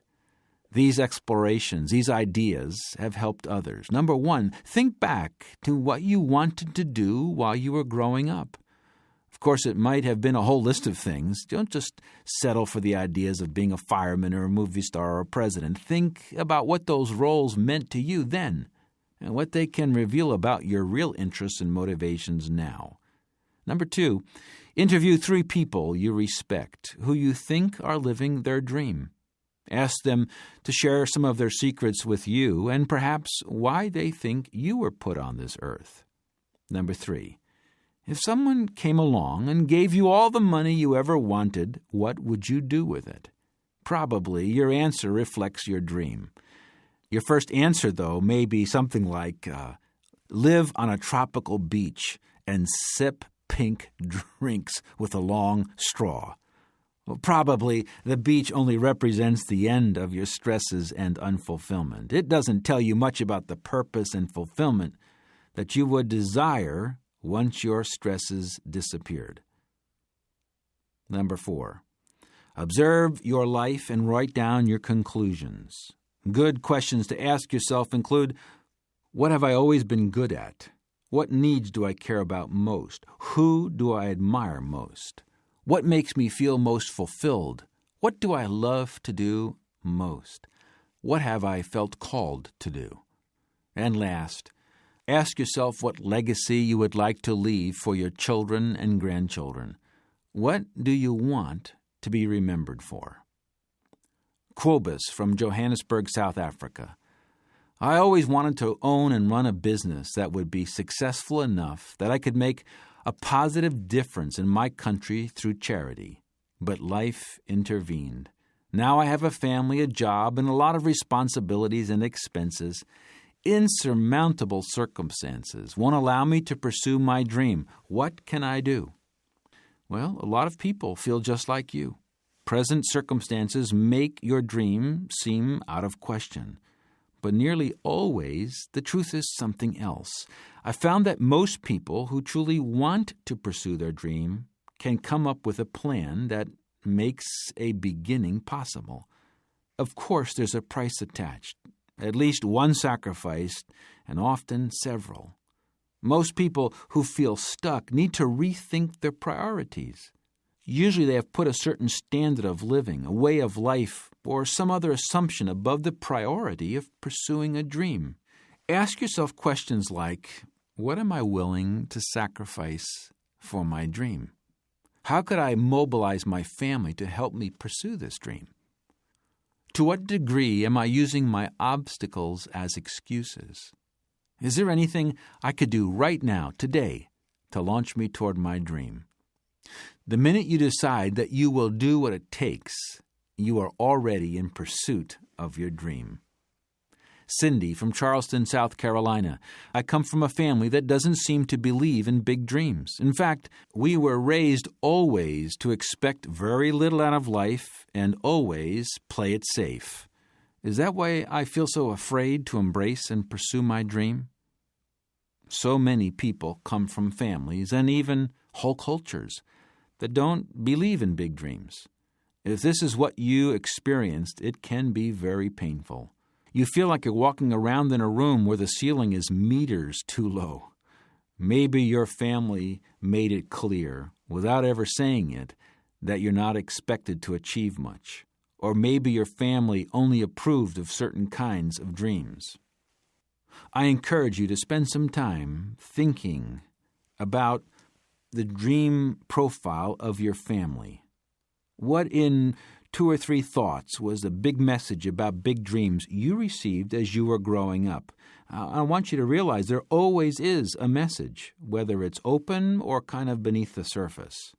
Who in your extended family would you say is living his or her dream? Finally, what consequences do you see in your family because dreams weren't honored? And what about your life? Once you understand how your family is affecting your beliefs and choices, you can take steps to change. God loves nobodies. I wonder if you still feel like a permanent, certified nobody, unremarkable and unnoticed in your life. If so, I want you to know that God especially loves nobodies. One of my favorite nobodies was named Agnes of Albania. She never went to college, never married, never owned a car, but she had a huge dream: to live out her faith by caring for the dying and the poorest of poor. Most of us know Agnes as Mother Teresa, Nobel Prize winner and one of the most admired people of our time. She spent most of her life caring for the poor and dying in Calcutta, India. But through Sisters of Charity, her dream is still touching millions of people around the world. Whatever you feel is true or not true about you today, you were made to be someone special, someone with a big dream beating brightly in your heart, and the world is waiting for you to begin your journey. Once you decide to pursue your dream, you'll be amazed at how much your life changes. Remember Sonia, the waitress who wanted to be a nurse? Imagine with me a typical day in her life a few years from now. Perhaps she'll get up in the morning like always, but instead of putting on her apron and dreading another day, she'll put on her nurse's uniform. She'll work hard all day, doing something she loves. She may even save a life that day. After her shift, she will go home physically exhausted but happy to the core. She will know that she is living in what I call her sweet spot, doing what she loves most and meeting needs at the same time.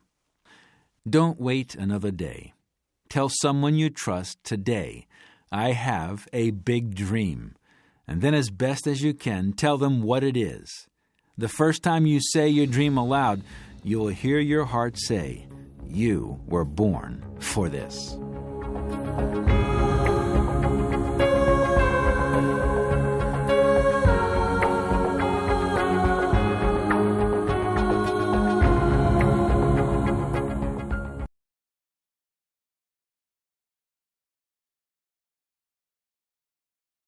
Chapter 9, Living Past the Edge. Let's go back to our parable for a moment. Still trembling, Ordinary picked up his suitcase, turned his back on familiar, and walked to the sign.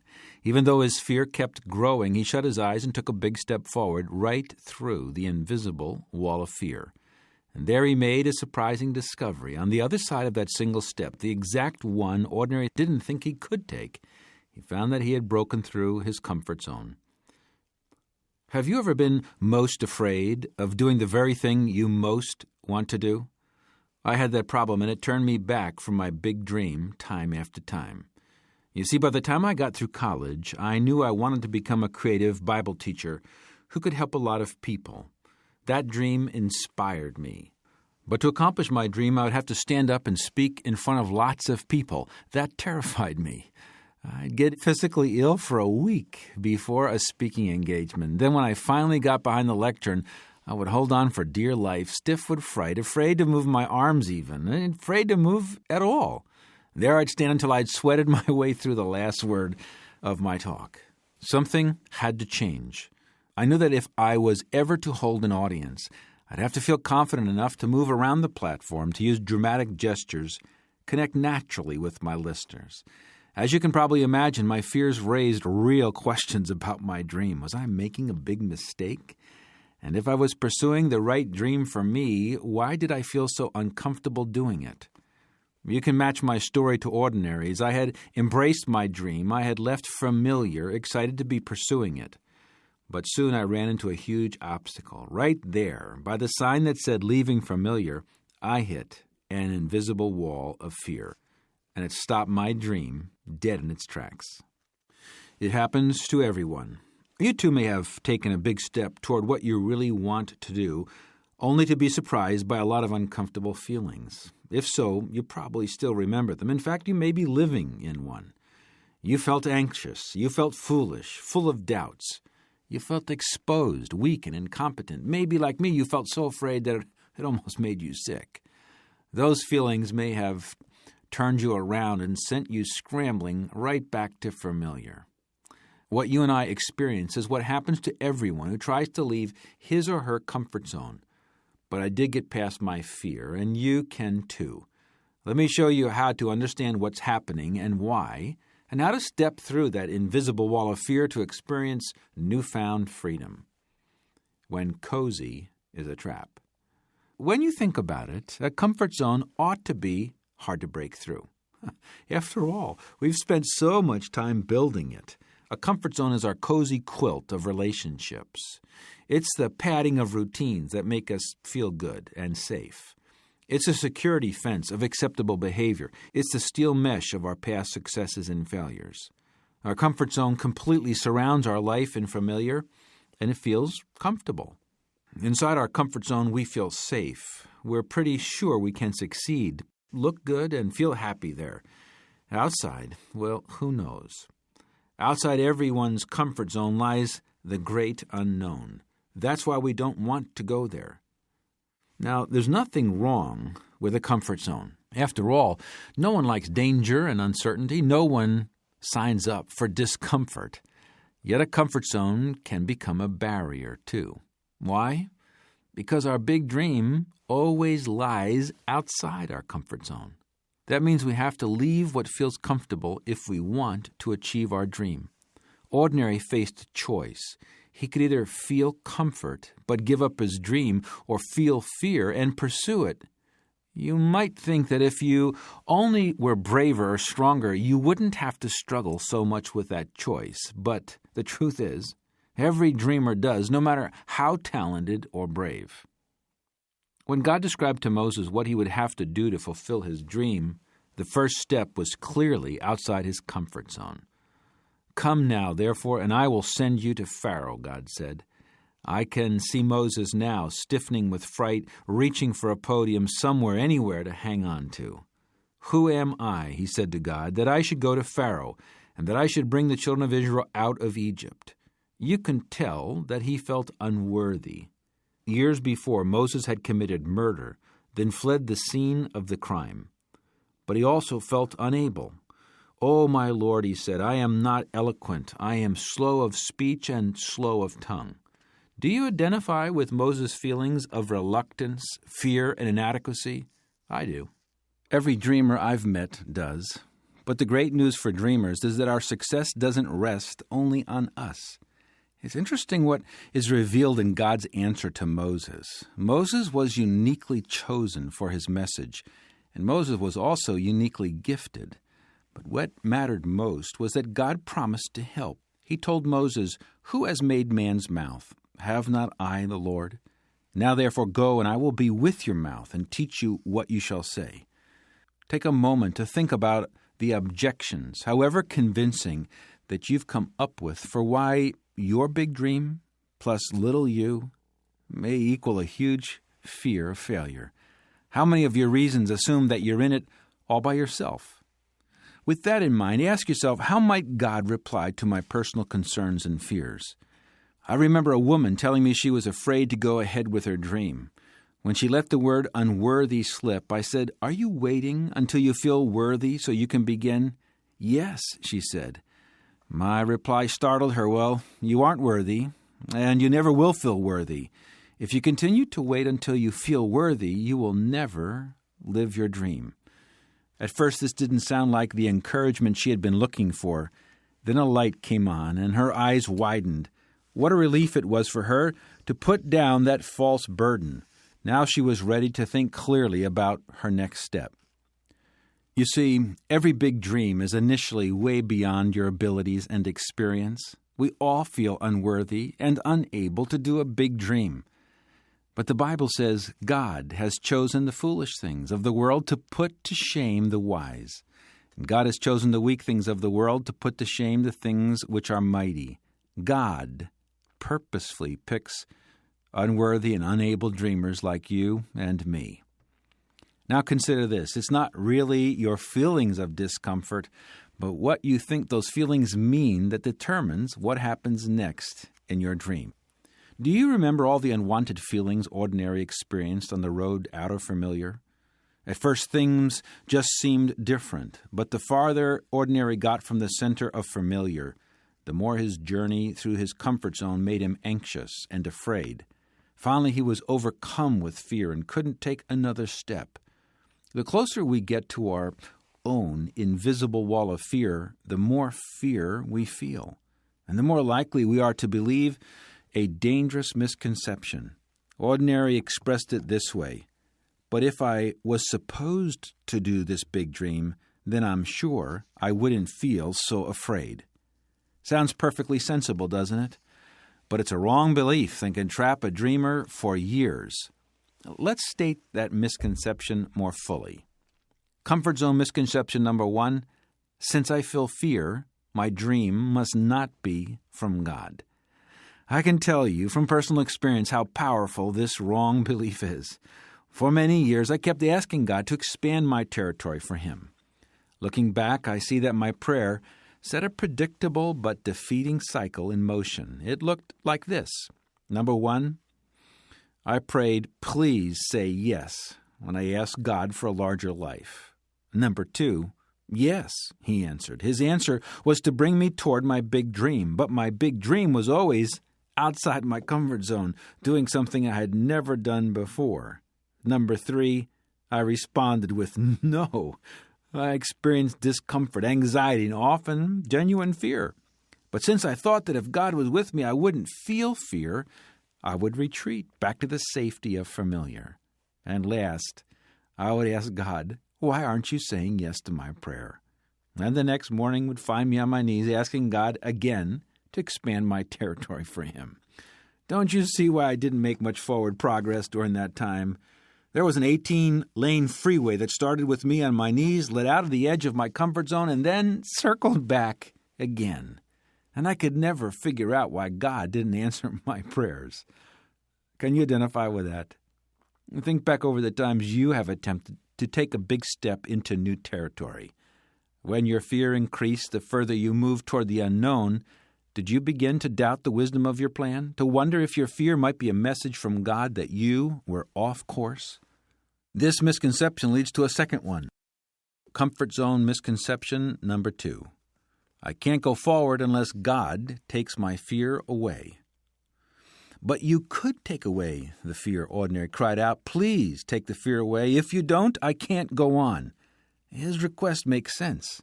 After all, fear is a natural human response to a perceived threat. From the inside, where we're comfortable, fear feels like a barbed wire barrier that we should always respect and never climb over. But while some fears, like heights or snakes, can keep us from harm, other fears, like fear of a new challenge or the unknown, will inevitably keep us from our big dream. In my experience, God rarely makes our fear disappear. Instead, He asks us to be strong and take courage. What is courage? As Ordinary discovered, courage is not the absence of fear. Rather, it's choosing to act in spite of the fear. You could say that without fear, you can't have genuine courage. When you do act in courage, you discover that fear doesn't have to stop you. You see that what you thought were your limits are more like your starting points. To take courage, you have to decide to go forward anyway. Do you know how I finally took courage and faced my deep fear of speaking in public? One Sunday when I was scheduled to speak in a small church outside of Dallas, I brought along some black tape. Arriving early, I marked 2 spots on the platform, 10 feet away from each side of the podium. Then I asked my wife, Darlene Marie, to sit in the front row and signal to me whenever she wanted me to step through my wall of fear. She did not shrink from her duties. I had no sooner grasped the podium in a death grip and started to sweat than she nodded toward the tape mark on my left. That was my cue. Could I move? And would I move? The mark on the floor seemed miles away, but I had decided, and the future of my dream hung in the balance. And I did move. "Just a minute, folks," I said. At that point, I couldn't walk and speak at the same time. Then I left the safety of the podium and walked over for that black tape. It was the longest and most awkward, unpolished, and panic-filled walk of my life, but my dream was waiting for me. As soon as I reached the mark, I started speaking again, but now I felt a surge of freedom. Without that podium to hang on to, I found I could actually move my arms, make gestures, even lean toward the audience, keep their attention, and found myself enjoying it. Now I knew the secret. I didn't have to be afraid of fear. I could step through it and keep going toward my big dream. Is there a place in your life that you've run away from like I did for years? Are you just a few steps from the dream you want with all of your heart? Then you need to make a choice. Decide you will stop retreating from fear and step through it instead. Write down your decision, post it, and don't throw the note away until you've taken your first step, until your foot's touched that black piece of tape. That step through your wall of fear is a huge step toward your dream. From Victoria in Toronto, Canada. I have been fighting my comfort zone issues for many years, but I finally decided that I just couldn't do it any longer. Is it ever okay to choose a comfort? Well, no one is meant to live under the stress of breaking through their comfort zone day after day. But I invite you to ask, why is there such a tug of war over breaking through this comfort zone in my life? You may never have identified who or what it is you're fighting against. Your struggle with comfort zone issues reveals something very important. You really do desire your dream. Otherwise, there'd be no struggle. You're motivated to get in motion, but your desire to be comfortable stops you. So at this point in your life, comfort is the biggest enemy of your dream. There's nothing the matter with wanting to be comfortable, but ultimately dreams are to help someone else. Comfort is to help yourself. One day I realized that my desire for comfort was the enemy of my dream, and that ultimately my desire for my comfort was rooted in my selfishness. Unfortunately, many people in all walks of life end up making personal comfort their dream. But it is a false dream, isn't it? Because comfort turns into a prison. How? The more you turn away from your fear, the more you believe that your comfort zone is home. And the more time you spend there, the more you become convinced that because you haven't stepped through fear, you can't. Let me encourage you, never think that since you're struggling, your dream must not be important or that you're a second-class dreamer. Just remember that there's no way for any of us to get to the place of our big dream without leaving our recliners. Kenton from Nairobi, Kenya. I have broken through my comfort zone in key areas of my life, but I keep finding new areas that I have to deal with if I want to live my dream. Does the discomfort ever go away? The truth is, there's always a new comfort zone waiting in your future. You'll arrive at many thresholds of discomfort and fear in every dream. Then when your dream expands like Ordinaries did at the end of the parable, you can expect a whole new set of challenges. Fortunately, each time you break through a comfort zone, the area of your comfort increases. You become comfortable with more and more things. You could stay there, of course, but a dreamer is a person whose life is in motion. That black tape on the platform was really just a beginning for me. The next threshold was the next larger church, and the next larger conference center after that, and so on. Then came the day when I was asked to speak to 80,000 men at the Pontiac Silverdome in Detroit. Did I face fear again on that new edge of my comfort zone? Of course. But with the encouragement of friends, the provision of God, and my decision not to run away from my fear, I broke through that barrier. Hitting the scary edge of your comfort zone again and again proves that you're a dreamer on the move toward your dream. I tell motivated dreamers that if they're not encountering a comfort zone issue regularly, something is wrong. Maybe they're stuck in familiar again. Maybe they even need to check their pulse. You know, it's one thing to wonder what you're going to do the next time you face fear at the edge of your comfort zone. It's another thing to have decided already. You will immediately benefit from clarity and energy and focus as you pursue your dream. My life changed the day I decided to never again run away from my comfort zone fears. When you think about it, stepping through fear is a small price tag for a big dream. That one step that we face many times in our lives must be the universal price tag God had in mind. I think God wants to know whether we really want the wonderful gift of His dream in our life. So will you join me and make the same commitment I did regarding the comfort zone? Will you commit to never again running away from the wall of fear at the edge of your own comfort zone? Imagine what your life would look like when you have broken the bondage of fear. You'll spread your wings in new ways. You'll feel the strength and peace you need to accomplish great things. You will move among people and situations with confidence and grace. You will touch many lives in powerful ways, and you'll never again retreat from the future you really want. And your dream can look that good, and it will.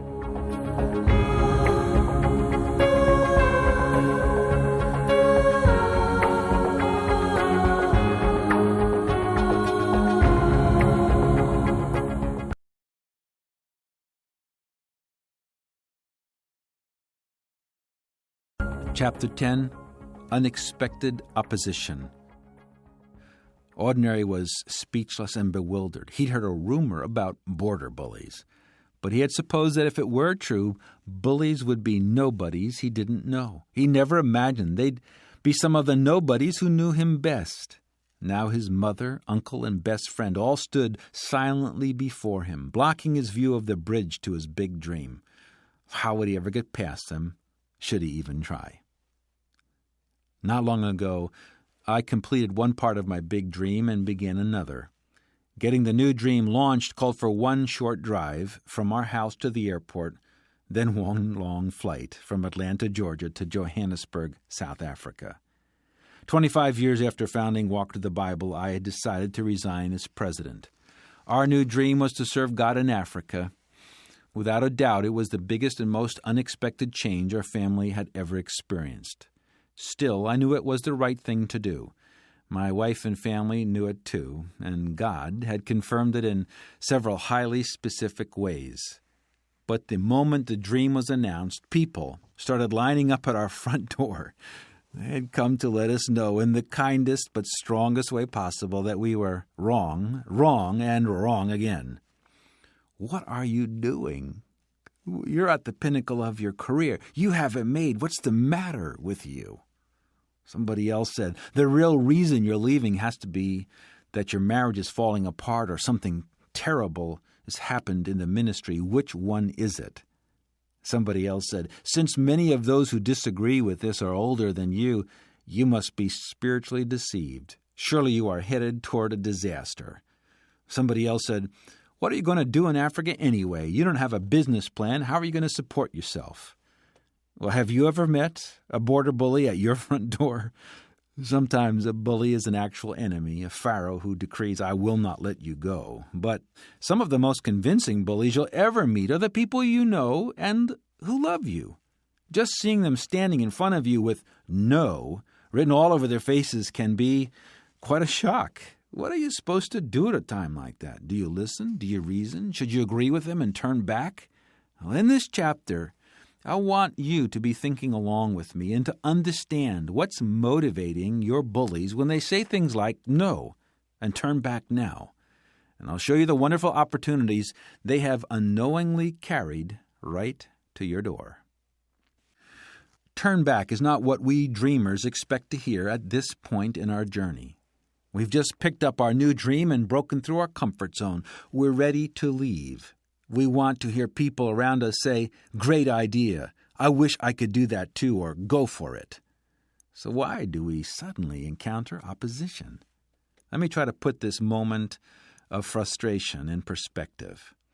In the comfort zone, you struggled with yourself, your own self-talk, your own beliefs.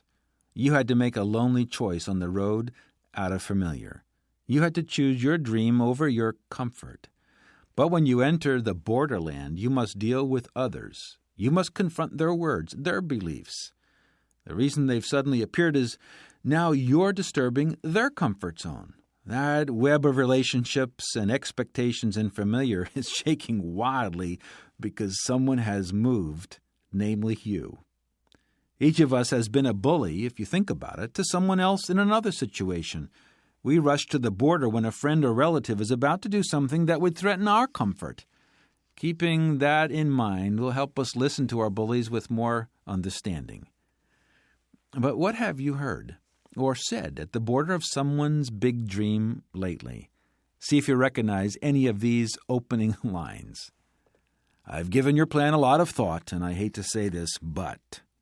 Or, "Are you sure you're experienced enough for that?" Or, "That idea of yours is interesting, but where are you going to get enough money and the people to make it happen?" Or, "But we've never done it that way."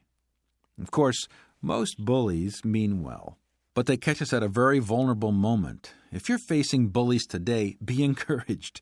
The very fact that they're standing in front of you means you're on the move toward your dream.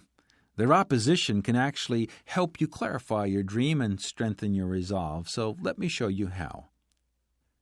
Fortunately, we meet more people than just bullies at our border. Let me take them one at a time. Number one, a border bully opposes you. We've already seen how bullies work. Remember, they react primarily because you have disturbed their comfort zone. They feel threatened. They fear losing something important, their security or routine, their assumptions about success. Maybe they feel like they're losing you. Once I asked a large group of college students, who came to mind first when we talked about border bullies? Hands shot up all over the place, and nearly all of them had the same answer: my mom or my dad. Sad, isn't it? Ordinary met 4 bullies that you might recognize. Number 1, he met the alarmist, who says, "It's not safe." This bully, which is Ordinary's mother, is motivated by fear and tends to exaggerate the risks. Number 2, the traditionalist, says it's not the way we do it. This bully, his uncle, doesn't like change. He or she often romanticizes the past and is motivated by custom and by routine. Number 3, the defeatist, says it's not possible. This bully, his best friend, sees problems everywhere and is certain that the dream won't and can't happen. And lastly, the antagonist, who says, "I won't let you." This bully, the landlord, uses authority or intimidation to block your path. Antagonists may come against you because they fear they will lose money or they will lose control. Or they may just not like you or what you're doing, and they could have the power to stop you. Who would you identify as a bully to your dream? Why do you think that person is against your plans? Number 2, a border buddy affirms and supports you. Most of us have a few buddies in our lives, and we need them too, don't we? Maybe yours is a good friend, a neighbor, a spouse, a parent, or a teacher. Buddies care about us, and they say so. They look on the bright side. They're willing to stand by us, or at least remain neutral when we come under fire. Ordinary's mother changed her mind and became an encourager and a supporter for her son. She became a buddy. She couldn't help Ordinary get across his border, but her support helped him on his way. What people in your life would you identify as valuable border buddies today? Number 3, a border buster helps you pursue your dream. A buster does more than give you support. He or she recognizes your God-given dream and chooses to proactively help you pursue it. In the parable, Champion was a border buster. He helped Ordinary understand why his bullies were so upset. Then he showed them the path of wisdom. Ordinary might have turned back if he hadn't met Champion. Border busters in your life are a rare treasure. They're nearly always experienced dreamers who have been where you've been. Often they enter your life only for a short period, like a teacher or a boss or even a chance encounter with a stranger, but you'll never forget them. Dr. John Mitchell was one of my border busters. He was the chairman of the board at the college where I began my teaching career. He could see what I couldn't as a young professor, that my weekends of presenting Walk to the Bible seminars to churches around the country were the real direction of my future. How did Dr. Mitchell champion my dream? He quietly initiated changes in my teaching schedule so I could spend more time off campus. He told me, "Bruce, some faculty members may be jealous about this arrangement, but I want you to have this. We want you to stay here forever, but I believe that God has a big future for you beyond the school. Until then, we'll be a greenhouse for the ministry God is preparing you for." Now that's a dream champion. He saw things I missed and couldn't believe. He believed when I didn't. He made things happen that I couldn't, and he poured courage from his heart right into mine. Most of us need that kind of help, don't we, to break through the real obstacle at the border. The single reason border bullies stop most of us from pursuing our God-given dream is called the fear of man.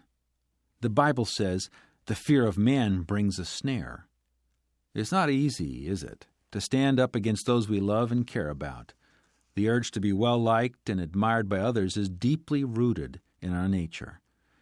Yet since almost every dream is rejected by at least one strong border bully, especially in the early stages, you will face a choice. You must decide who you want to please more, your border bullies or your God. Is your dream important enough to you that you're willing to stand and protect it? When you give the right of approval of your dream to any person or group, you've given them the right to control your dream. Now is the time to make choices based on wisdom, not intimidation. Who must you break free from in order to move forward with your dream? Is there any person or group you are honoring above the dream giver? Once you choose to please God more than others, you are ready to receive from others only what is helpful and move on to the next phase of realizing your calling for God. Listen to the border bullies Moses describes before he's even met them. He said to God, "But suppose they will not believe me or listen to my voice. Suppose they say the Lord has not appeared to you." Can you relate to the word suppose? Before you even act, you can hear the anxieties or negative opinions of key people in your life. And as it turns out, Moses was right.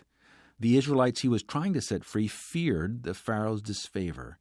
Even though they hated their slavery, they didn't want to lose the security of the life they had always known. So they opposed Moses with the very criticism and resistance he expected. But Moses' most daunting bully was Pharaoh, the landlord of Egypt. Pharaoh didn't want to lose this valuable source of slave labor. His most famous response to the request for freedom was, "I will not let you go." Later, after escaping bondage in Egypt, the nation of Israel faced bullies again at the border of Canaan. 12 spies were sent into Canaan to get the lay of the land, and when they returned, 10 of the 12 said, "Turn back." What lay ahead was as promising as God had said, they reported, but to claim the land would be too difficult and far too dangerous. What a sad day in that nation's history. To be within sight, almost, of their big dream, only to let the opinion of a few bullies turn the whole nation away. I hope that as you're hearing this, you're gaining a new strength for the dream that's waiting for you. You can get past those negative opinions, and you can claim what is already yours. Here are some practical ways to deal with border bullies in your life. Sanjay from Bangalore, India says, I recently decided to quit my job as a computer analyst to take a lower-paying position with a private health initiative. I want to do something more directly connected with people in need. But the criticism from my family and others has really set me back. I'm not sure how to process all their opinions. What do you say to a bully anyway? Taking a bold step away from financial security and toward the direction of your dream definitely brings out the bullies. Here are some key questions that will help you think through their criticism. Does your bully have a problem with you, or is it with your dream? This is a very important distinction. Is it you they don't like or trust, or is it something about your dream that troubles them? Once you identify the source of their concern, you can respond purposefully. Try to separate their questions about your goal from their questions about how you're proposing to reach that goal. You may find, for example, that a bully could agree with your goal if you only adjusted your timing or the way you're going about reaching your dream. What is motivating your border bully? Asking this question helps you identify the kind of bullies you're dealing with. Are they concerned for you or afraid for themselves? What do they stand to lose by your action? Have you clearly communicated your dream and your plans?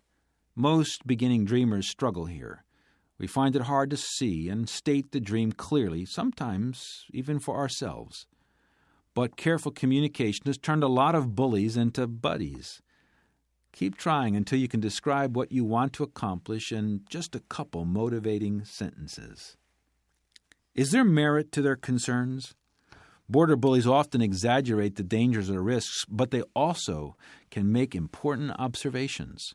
Their opposition can help you to clarify or retarget your plans, especially if they know you or have a special knowledge or experience in the area of your dream.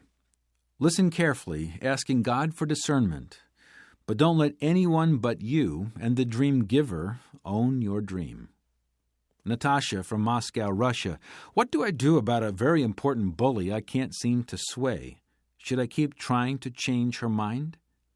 Much depends on what kind of bully you're talking with. Some bullies you absolutely have to convince in order to move forward, especially if it's your boss or a key player in your dream. If that's the case, be patient. Is it a matter of timing?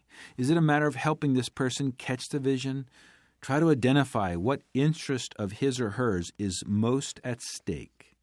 If it's your spouse who doesn't agree with your big dream, especially over the long term, take it as a caution from God. Before going forward, a husband and wife should be united about any big dream that will significantly affect the course of their lives. Some bullies simply need to know that you've heard them out. Some need to be affirmed for their viewpoint or role in your life. Some simply need to be avoided. You know you're ready to move past your border bullies when you realize that their objections belong to familiar, but you don't live there anymore. The border is the furthest edge of your old life. One more step and you'll walk into your new one. What is that step? For me and my family, it meant using those airplane tickets, and we did. We made our crossing from Atlanta to Johannesburg, 17 hours of sitting, waiting, and wondering what lay ahead.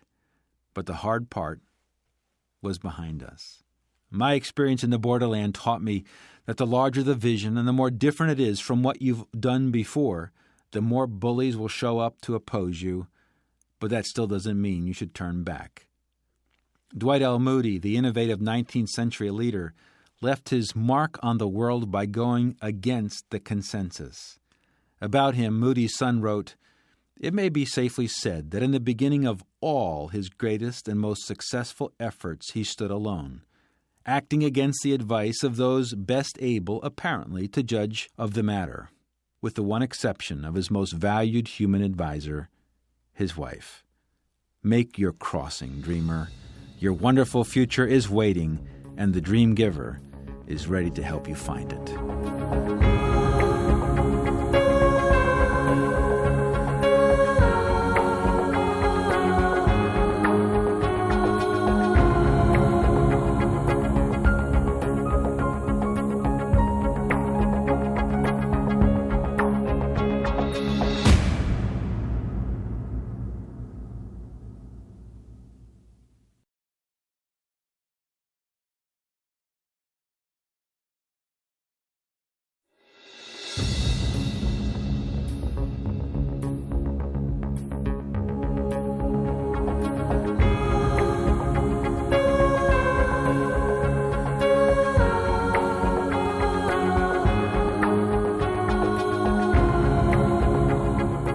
Chapter 11, Diamonds in the Desert.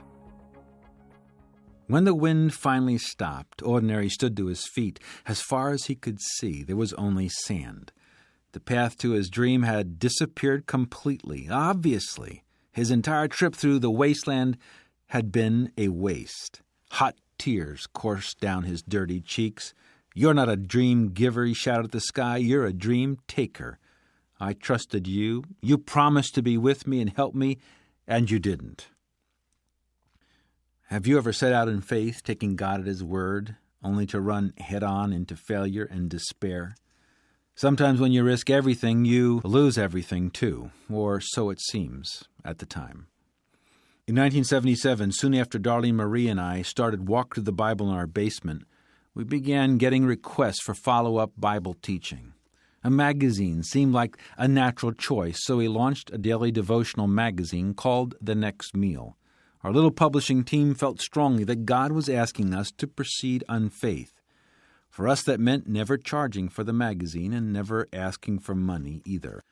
Our subscription list grew at a phenomenal rate. Testimonies poured in, thanking us for the ministry and submitting names of people to be added to the list, but our mail only brought meager donations. Still, our contributors and advisors believed that God would honor our commitment. Even our printer said, "Don't worry, Bruce. I know the money will come." Every month we poured our hearts into it. Every month we waited on God. And every month we sunk further and deeper into debt. Why wasn't He providing for something we felt certain He had led us to do? By the 5th month, we had spent all of our own funds. We could borrow no more, and we were more than $60,000 in debt, which was more than 5 years' salary for me at the time. Finally, I told our team that if God didn't provide money by the last Friday of the month, we'd be forced to stop publication. Every morning that week, we got on our knees and begged God for the funds to do His work. Then we got up and went to work full of faith that He would come through, but He didn't. At 5 o'clock that Friday, we held a somber business meeting. The order of business? To stop publication, to write painful letters to the printer and our readers, and start working on a plan to pay back every cent of debt, which we did. The short life of The Next Meal was over. As we left the room that night, I told Darlene Marie, well, one thing is for sure. God never called us to do magazines, and will never do another one. But the hurt we felt went deeper than that. You see, we all felt that God had called us to do a magazine for Him. We had obeyed Him at great personal cost, and then it felt like God had watched us from the sidelines while we went down in flames. It was one of the most disillusioning seasons of my life. All our efforts had added up to failure and waste. As a result, I lost all confidence that I could ever lead again. As you might imagine, it didn't take long in that wasteland for my faith to wither. Before long, I felt adrift in anger and in confusion. What a waste. If you've ever endured trials or seen an important dream delayed or felt forgotten by God, you already know how a wasteland feels. In fact, you might be in a wasteland of some kind right now. If so, you probably feel like Ordinary did, like your big dream has turned into a long, miserable, unfair, complete waste. I understand. I've been there. But let me assure you that you're about to read a chapter of great hope. Every dream chaser eventually winds up having a desert experience of some kind. When I asked an audience recently how many thought they were currently in the wasteland, 40% of the people raised their hands. But what so many dreamers miss during their trek through the desert times are the diamonds in the sand. Those extraordinary evidences at almost every turn of a generous and merciful dream giver at work. Do you believe me? At the time of my wasteland experience, I didn't know what I'm telling you right now. If I had, it would have prevented a long season of unnecessary pain and wandering. It wasn't until years later that I could look back on that season and see that God had been faithfully at work. What we couldn't know then was that He had plans for a different kind of a magazine, The Daily Walk. and He's preparing us to accomplish it. Today, Walk to the Bible publishes 10 magazines every month, partnering with ministries all over the world. And by the way, one lesson I learned is charge for a subscription. 100 million devotional magazines later, it's clear that God didn't let us down. God just had a bigger dream than we could have achieved or ever imagined at the time. And He wanted to grow our faith enough so that we could reach for the dream with Him. Just about every dreamer I've talked to around the world who has entered the Wasteland is surprised to be there. Why? Well, I've noticed a universal sequence of events. After we break free of our inner obstacles, our comfort zone, we find a way around our outer obstacles, our border bullies. We're actually prepared at that very moment for our dream to happen. In fact, we feel plenty tested already. And we think like ordinary that our dream is just around the corner. But most times it isn't. Instead, we encounter a series of unexpected trials that never seem to end. No one prepared us for this. Delays and setbacks drag on. Soon disappointment sets in. Eventually we begin to think that maybe we should abandon our dream. Does this sequence ring true in your experience? What could the dream giver possibly be doing for our good with a plan like that? I believe our unasked-for desert tests are a series of invitations to grow up. To grow up in our understanding of ourselves and of God, and in the strength of our faith in Him. When the dream giver appeared to be nowhere in sight, Ordinary's faith began to fade. And before Ordinary could fight for his dream and win, he needed to change on the inside. He needed to learn endurance, and he needed to learn trust. The Wasteland does not happen because God isn't paying attention or because He's angry with us. It doesn't happen because we have sinned, although we can lengthen our time there because of it. Instead, the Wasteland happens for a good and important reason. It's an invaluable season of preparation. It is the place where God transforms you into the person who can do your dream. The Wasteland is the dream giver's loving gift to dreamers with a future. The importance of being in over your head. I was eating lunch with a friend who has a PhD in leadership development. I asked him, based on all your research and experience, what would you say is the most important secret to developing world-class leaders? He put his fork down. Well, it's not a course, it's not a lecture or even a book. And then he picked up his fork and started eating again. His answer intrigued me, and I asked him, please continue. He said the single best way to develop leaders is to take people out of their safe environment, away from the people they know, and throw them into a new arena they know little about, way over their head preferably. In fact, the more demanding their challenges, the more pressure and risk they face, the more likely a dynamic leader will emerge. Just think of that. At first, his theory surprised me. It sounded unsafe and unkind. But on second thought, it reminded me of many of my own experiences in the Wasteland. In fact, God used a similar approach to raise up a leader in the wilderness on the journey from Egypt to the Promised Land. There's just no way to get from Egypt to Canaan without traveling through a lot of wasteland. Even today, the Sinai Peninsula is one of the emptiest, bleakest places on earth. Surviving in that kind of terrain changes you. And the Israelites that entered the Promised Land were not the same weak-willed, complaining group that left Egypt. For one thing, almost all of the slave-born generation had died. Only a couple remained. After 40 years, a new desert-tested generation had grown up. One man who saw it all from start to finish was Joshua.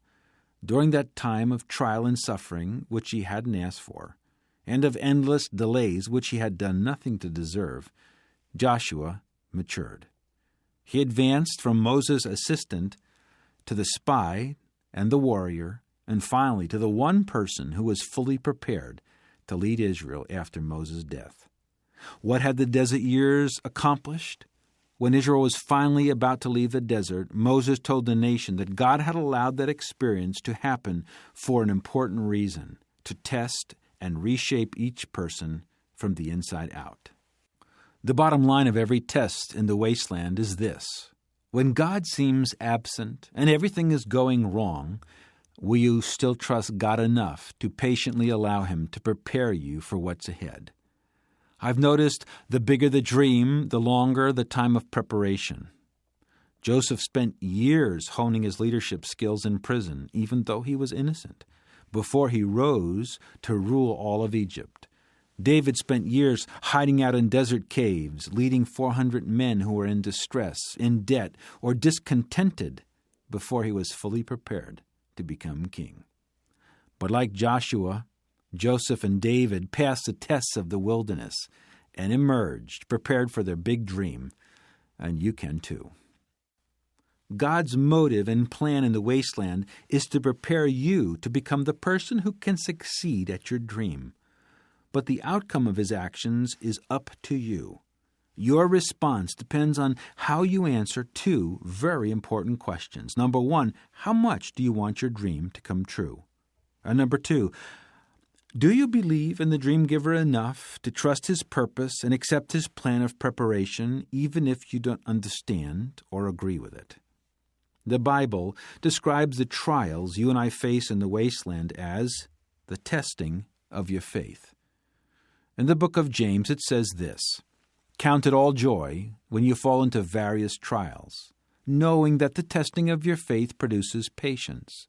But let patience have its perfect work, that you may be perfect and complete, lacking nothing." So how can you count it all joy when the wasteland is all you can see in every direction? Obviously, the experiences of the wasteland don't bring joy, they're painful. So how can joy live in the desert? Only when we understand that the reason we are to count it all joy is not because of the experience, but because of the result of the experience. Think again about the phrase that you may be perfect and complete, lacking nothing. You see, the wasteland matures you if you let it. In fact, everything you now lack for the upcoming fulfillment of your dream is being offered to you in the wasteland. God's promise is that you will lack nothing when you emerge from the other side. When your lack is finished, the wasteland is finished. That's God's commitment to you and your future. And that's a commitment that can bring a great deal of joy, whatever the circumstances. Not surprisingly, the place we're most likely to experience testing is exactly where we struggle most to trust God. Think about the areas where ordinary was challenged to trust. Would the dream giver provide? Would He guide? Was He present? Would He keep His promises? Was His plan the best one, or was there a better one? These are universal areas of struggle and growth for dreamers trying to do big dreams. Therefore, you need to make a decision. Will you give God your permission to do His work for as long as He wants, in the ways He wants, to change you as deeply as He wants, to prepare you for your big dream? It's a big commitment, but your dream is worth it, and your decision will open the door to joy in the midst of any circumstance. So refuse to buy into the lie that your wasteland is too hard. It's not too hard. It's not too long. Your tests in the desert are the best answer to one of your deepest desires and prayers. Please, dear God, make me into the person I need to be to do the dream You've created me to do. The most common wasteland question I'm asked is, what exactly should I do if I'm in the wasteland? Here are 5 suggestions. Number 1, identify whether you are actually in a wasteland. Not all trials are wastelands. Ask yourself if you are already pursuing a dream or an enlargement to it. The universal experience of the wasteland feels like delay, waste, inability to make progress, and being pushed past your limits. Number 2, isolate. Isolate the main areas where your trust in God needs to grow. What in your dream do you really doubt God about right now? Ask those around you what they think God may be trying to teach you, but you better hold on. Your friends often have seen it coming before you. Try to get on God's side of the problem and find ways to invite healthy change. Number 3, install. Install a few safety nets beneath you to encourage and protect you when you feel like abandoning the call of the dream giver on your life. Friends helped me through 2 long and difficult Wasteland experiences, one in my 20s and another in my 40s. Both times I desperately wanted to flee back to familiar, and both times their counsel and unconditional love kept me steady and on the path to completion instead of desertion. Number 4, increase. Increase the amount of time you spend with the dream giver. Devote more time than usual to reading and studying the Bible. Focus on Exodus, Numbers, Joshua, and Psalms. You'll be amazed at how many times you will find the answer you are looking for. Remember to ask God for the wisdom that He promises to give to all who ask in faith. Pray about the specifics that trouble you the most, and keep a spiritual journal. I have filled many dream journals during the Wasteland seasons of my life. Like many others, I find that I do best when I can work through my questions, my emotions, and some insights on paper with my dream giver. And number 5, instill. Instill the commitment deep in your heart that you won't turn back, no matter how long or how hard or how painful the path through the wilderness may be. Hold on to this key truth. In the book of Hebrews it says, "Now the just shall live by faith, but if anyone draws back, my soul has no pleasure in him." Don't turn back in the desert. If we were talking together right now, face to face, I could know just by looking into your eyes if you are in a wasteland. I would recognize the signs of a soul under stress, the traces of pain and disillusionment. But I would also be able to see beyond your circumstances to the stronger, more faithful dreamer that you are becoming. I've spent a number of seasons in the wasteland. Why? It was the dream giver's very best for me. That's all I know for sure. Yet I have a pretty good idea that some of the time I spent there, I spent at my own request. Of course, I didn't specifically ask God for more delays, more frustrations, and more struggles. What I have begged Him for, though, was to enlarge the territory of my service for Him. More service means a larger dream, and a larger dream requires a more prepared dreamer. More preparation, more endurance, more faith, more settled conviction that no circumstance, difficulty, or turmoil can change the truth of my dream or the trustworthiness of my dream giver. Do you, too, long to be a faith-filled dreamer who's prepared for all that God has for you in your life? I invite you to join with me in giving Him, our dream giver, permission to accomplish that kind of transformation in whatever way He thinks best. Then turn your heart back toward your dream, confident that you'll never again need waste your travels in the wasteland.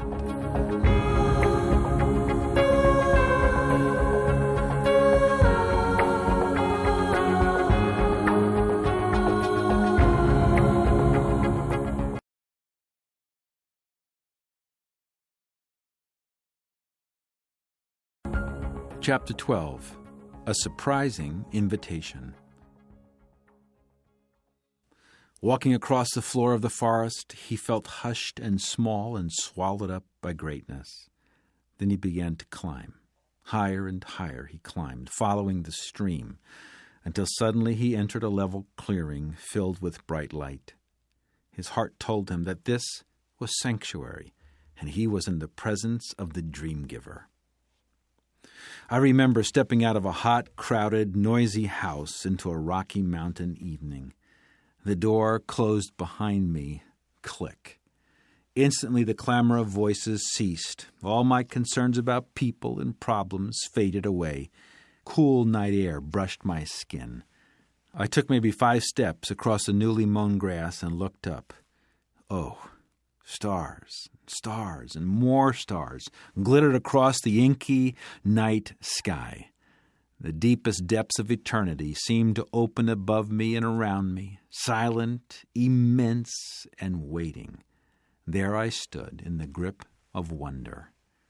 Do you ever remember having a moment like that? That feeling is universal, isn't it? You suddenly awaken to a deeper dimension. You feel like ordinary, hushed and small and swallowed up by greatness. Well, that's what this chapter is all about. Somewhere along your journey, it can happen to you if you choose it. God will ambush you with an invitation to stand in His presence, to come closer, to see further. I call this experience sanctuary. In our discussion, we'll use quiet words like invitation, relationship, and surrender. But don't be fooled. Our subject is greatness, a great God at work in you to grow both you and your dream to accomplish great things for Him. Sanctuary is full of surprises. For example, God will offer you invaluable gifts you never thought to ask for, and He will ask for an invaluable gift from you. Are you ready for the wonder of it? Most dreamers emerge from the wasteland feeling spiritually and emotionally depleted. Our relationship with God has been tested, and in many cases damaged by distrust. Often, we're in worse shape than we realize. What our spirits desperately need is time away for comfort, for restoration and transformation. I wonder if David had just stepped out of his years as a refugee in the desert when he wrote his best-known psalm. The Lord is my shepherd, I shall not want. He makes me to lie down in green pastures. He leads me beside the still waters. He restores my soul. Chances are you've had a sanctuary experience of some kind in your spiritual life already. It may have happened at a retreat or while you were sitting on a rock looking out over the ocean, kneeling in tears in the front of a church, or deep in a personal quiet time. Unlike the previous stages of your journey, sanctuary is an oasis, not an obstacle.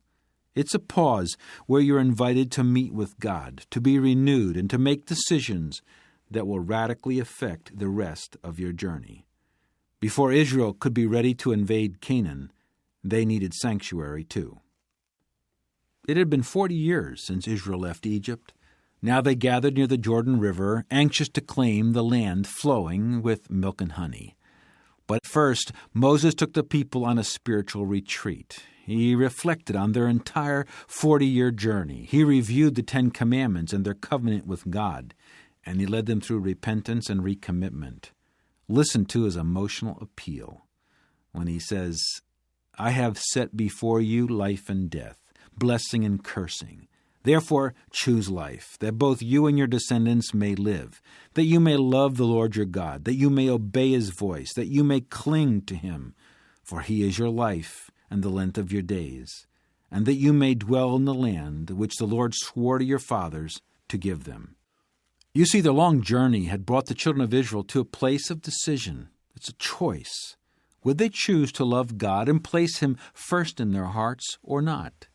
That choice is at the heart of each of the 3 encounters waiting for a dreamer in sanctuary.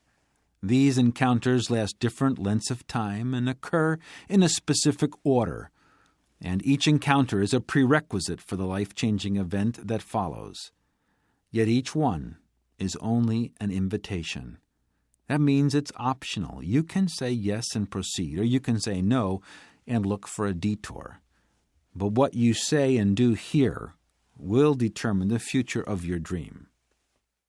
In the parable, Ordinary awoke by a stream and heard an invitation from the dream giver to come to a sanctuary. So Ordinary followed the stream into the forest. In a clearing filled with light, he found a pool of still waters and sensed there the dream giver's presence. When you enter sanctuary, the first call you will hear will invite you to leave behind the dirt and the hurt of Wasteland. Come to the water. God will ask you to come into His presence for rest and restoration, physical, emotional, and spiritual. Water is a universal symbol of refreshment and new life. God wants to restore you inside and out, and after the wasteland, you'll need it. When Ordinary emerged from the pool, the last traces of the wasteland had been washed away. Sanctuary is a special time in your life, and it will change you. But sometimes we don't heed God's invitation to rest, and He has to press it upon us. I remember a time when sickness forced me to slow down and receive the restoration I desperately needed. The water of restoration prepares you for what comes next. God will then invite you into closer relationship with Him. Come into the light. But if you're like many, you might resist the invitation to come into the light, even as you're longing to accept it. During a recent sanctuary experience, I felt more drawn by God's love than ever before, but also more exposed. My flaws and sin had never seemed so obvious and unattractive. Please don't turn away from His invitation. The Bible says God is light, and in Him is no darkness at all. Allow God's light to enter those dark areas of your life. It's a wonderful and humbling experience. Ask for and accept His love, His forgiveness, and His healing. Only after cleansing is real communion possible. But isn't that true in all of our relationships? Once past wrongs are dealt with and restored, a friendship can reach new depths. When your relationship with God deepens into a genuine trust in His character, you will be ready for the final invitation when He says, "Come higher."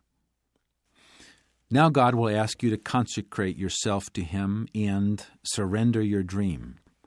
When Ordinary heard the dream giver's request, he was shocked. Give back his dream now?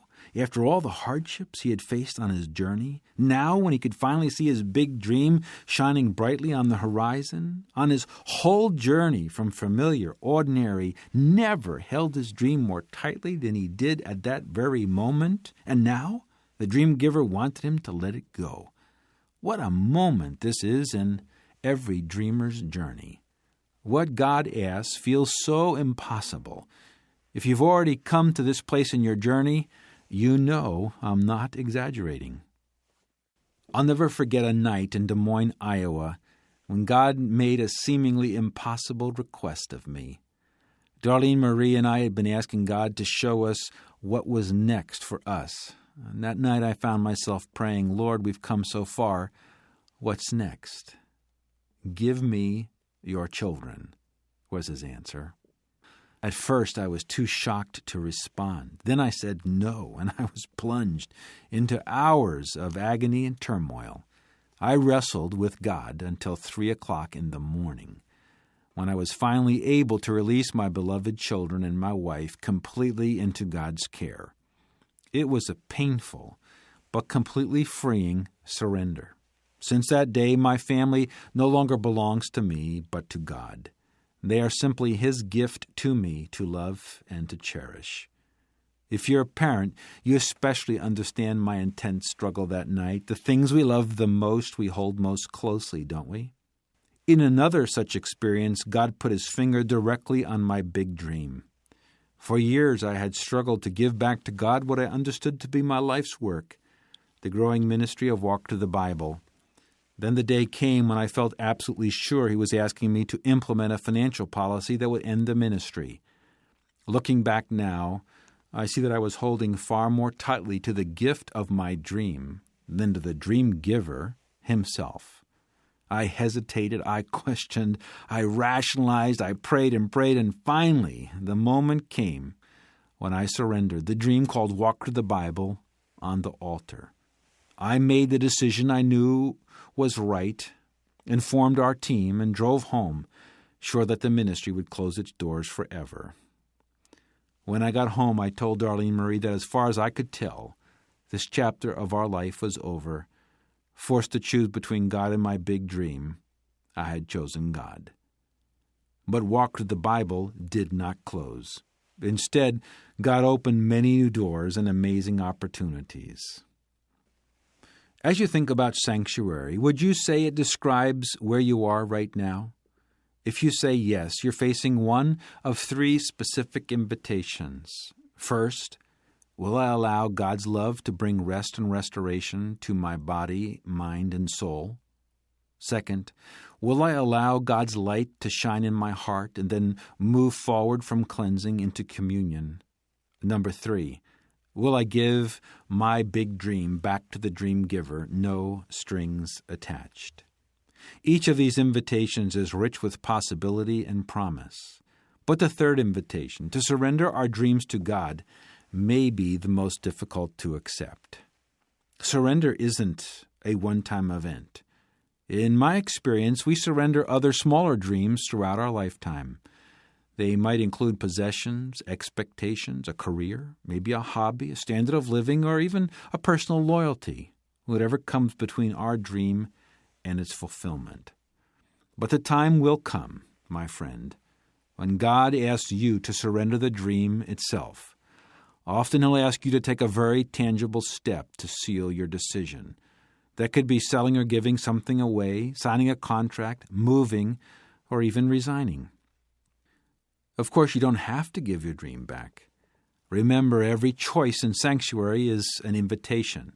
And the truth is, a huge majority of dreamers choose to keep their dream. But consider what's at stake.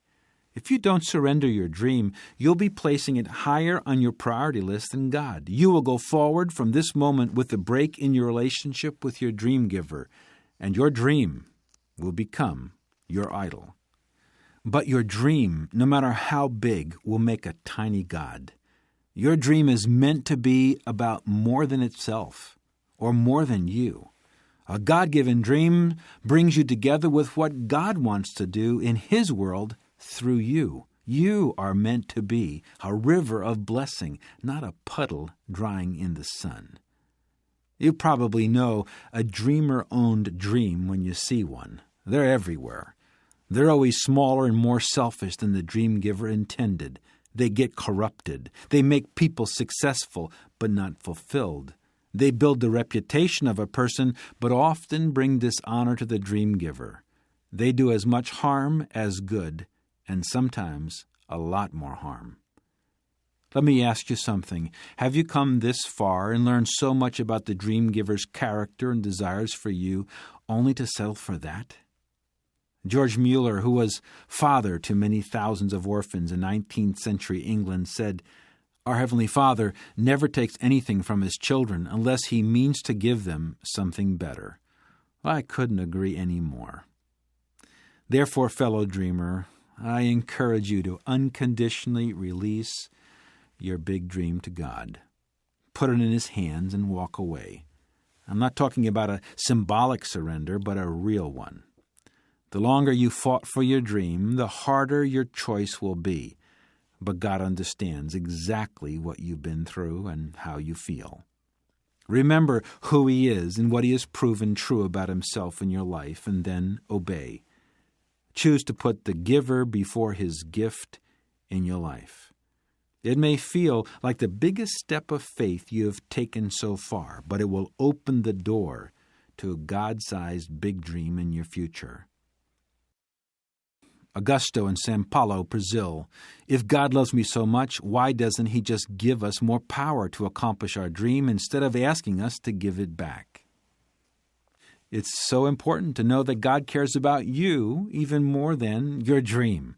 And what He wants most with you is a thriving relationship. So I encourage you to receive His love with confidence. You'll find, as many have, that it's only as you spend more time communing with God that you can do more for Him. But relationship with God is about a lot more than warm feelings.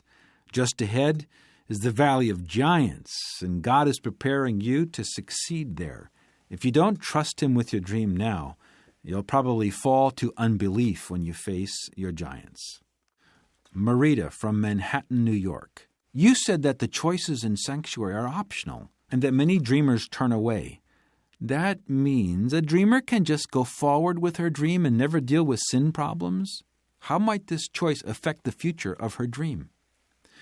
You can refuse to do business in sanctuary and still continue to pursue your dream.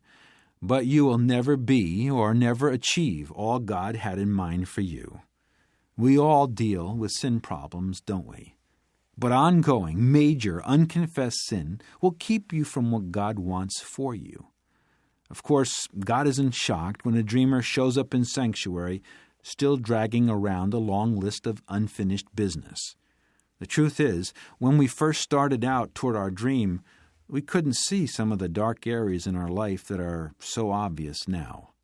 But don't go on making compromise after compromise when you can come freely into His light. There is no such thing as a truly successful dream apart from a truly cleansed dreamer. If you are in sanctuary today, you are in a very promising place. You can proceed as eagerly as Ordinary did toward what God has done for you. What's waiting for you there is a new dream as big as God's dream for the world. There's something memorable about a dreamer who has come through sanctuary. All the leaders I admire most have been through sanctuary many times. They have a quiet influence and a depth that others don't. It comes, I believe, from spending a lot of time in the dream giver's presence after walking away from lesser dreams all along the way. But great things aren't just the legacy of unusually gifted great men or women. Great things are what you will accomplish when you put God first and make Him owner of all you care about most. Greatness is your real future. Are you ready for the wonder of it all?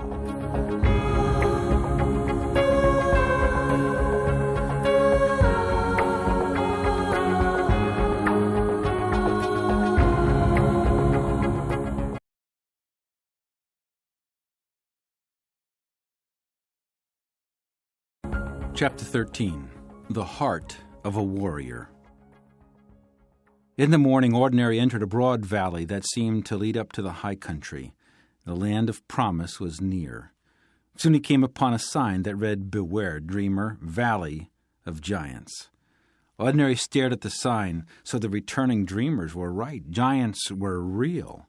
What should he do? He had no weapons, he had no plan, but his big dream was bigger than ever. And he trusted the dream giver, so he decided to press on. When you first set out on your journey, giants are the last thing on your mind. You know you're born for a big dream, not for big fights.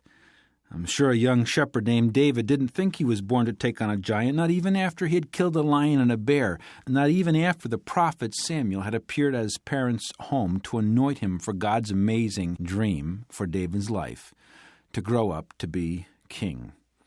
But one afternoon there he stood, a mere teenager and the only person in Israel who couldn't not take a stand against the enormous, oppressive, God-dishonoring Goliath.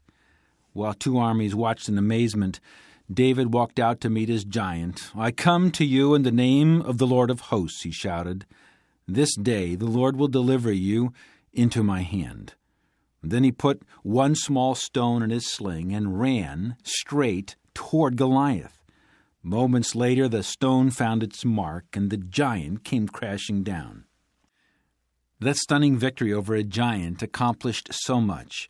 It brought fresh hope to Israel's dream of freedom from oppression. It opened the Israelites' hearts to a boy who was born to be their king, and it brought great honor to God. This chapter is about giants and how to bring yours tumbling down.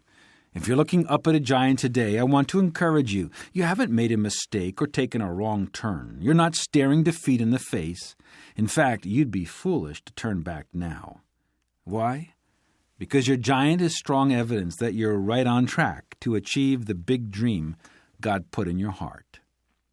The many faces of giants. A giant is a very real and completely overwhelming obstacle you encounter on the road to your dream. Overcoming a giant requires you to use everything you've learned so far on the journey to your dream, including courage and wisdom, trust and endurance, and surrender to God. You will need God's power to overcome a giant, and sometimes you'll need one miracle after another. Since your dream is unique, the giants you face will be unique to you, to your circumstances, and to your dream. See if you recognize any of these giants. The giant of the lack of resources. You don't have the power, the finances, the resources, the connections, the schooling, or the opportunities you need to make your dream happen. If that critical need isn't met, you can't advance and you see no solution in sight. The giant of an immovable system.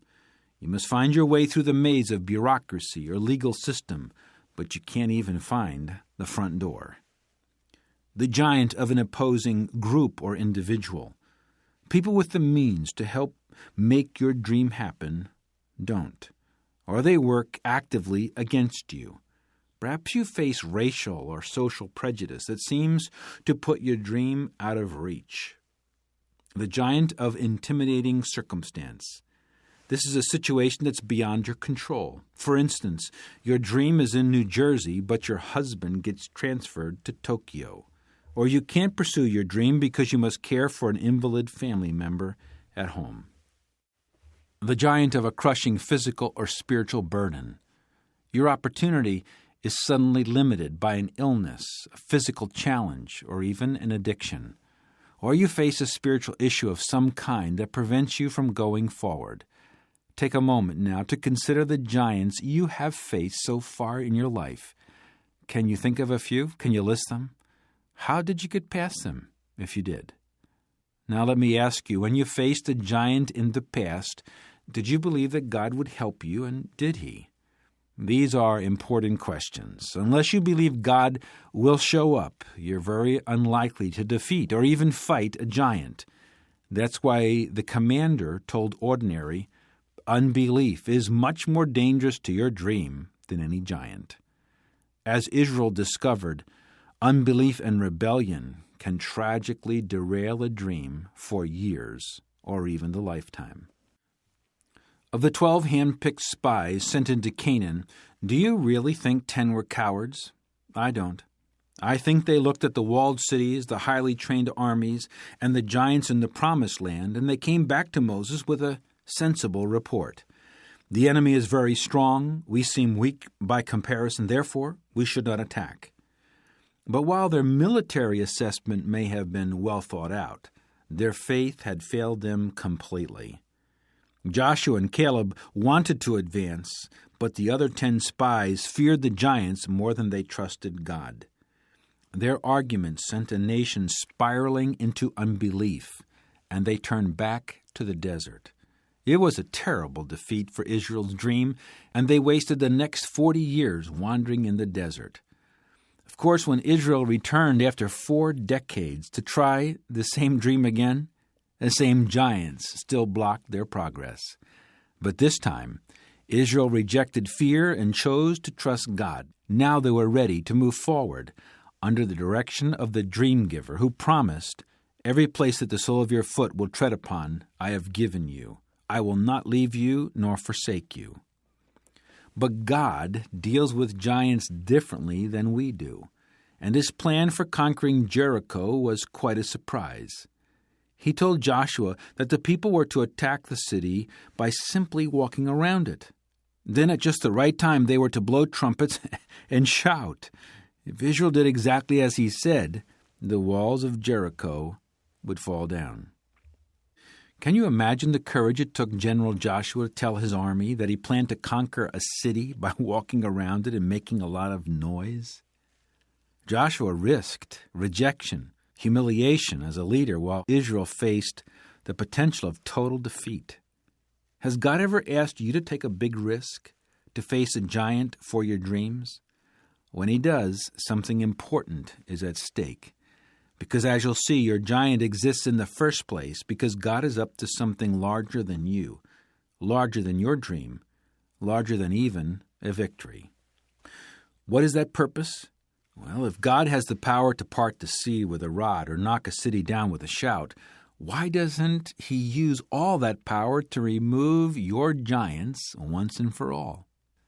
For a long time, I searched for the answer to that question, but it eluded me at every turn. Then one day I realized I'd been looking up at giants from my perspective, not down on them from God's. The occasion was a conference for several hundred dreamers in South Africa. I was in the middle of presenting statement by statement a list of what God had said about why He sometimes chose to perform miracles to defeat Israel's giants. Suddenly, in the middle of it, a pattern of truth emerged, a pattern I had somehow missed before. Look at the reoccurring message in these verses. Then you shall know that I am the Lord your God who brings you out. Or, that you may know that there's none like me in all the earth. Or, that my name may be declared in all the earth. Or, that you may tell in the hearing of your son and your son's sons the mighty things I have done in Egypt, that you may know that I am the Lord. And another one, and I will gain honor over Pharaoh. Then the Egyptians shall know that I am God. And another one, that all the peoples of the earth may know the hand of the Lord, that it is mighty. None of us at that conference could miss the message. Do you see it too? God wants to be known. God wants to be honored for who He is. And giants are the primary opportunity to make His power and goodness known to a doubting world. And when He chooses to defeat a giant through a miracle, that is, an event that cannot be explained in any way other than God did that, then He receives all the glory. The conference just came to a halt. We put aside the Dream Giver notebook. We felt a tremendous need to change our thinking about giants. Then and there, we asked God's forgiveness on how our wrong thinking had led us to run away from giants in the past. I led us in a heartfelt prayer of new commitment. Dear God, forgive us for running away from giants that stand in front of us. Never again will we run from our giants. Please send us the giant of giants, because we want to bring you the very greatest glory possible. What a change of thinking. Now let me ask you this. Do you need to radically revise your beliefs and attitudes about giants? Are you ready to seek out your biggest giants and come against them as a warrior for God's glory? Are you ready to seem ridiculous, take risks, feel small and weak so that God's power and goodness will be made clear to all? If you've been moving away from what He wants for you instead of toward it, tell God that you won't ask Him to remove your giants anymore. Instead, you will advance toward every giant between you and your dream. Celia from Miami, Florida.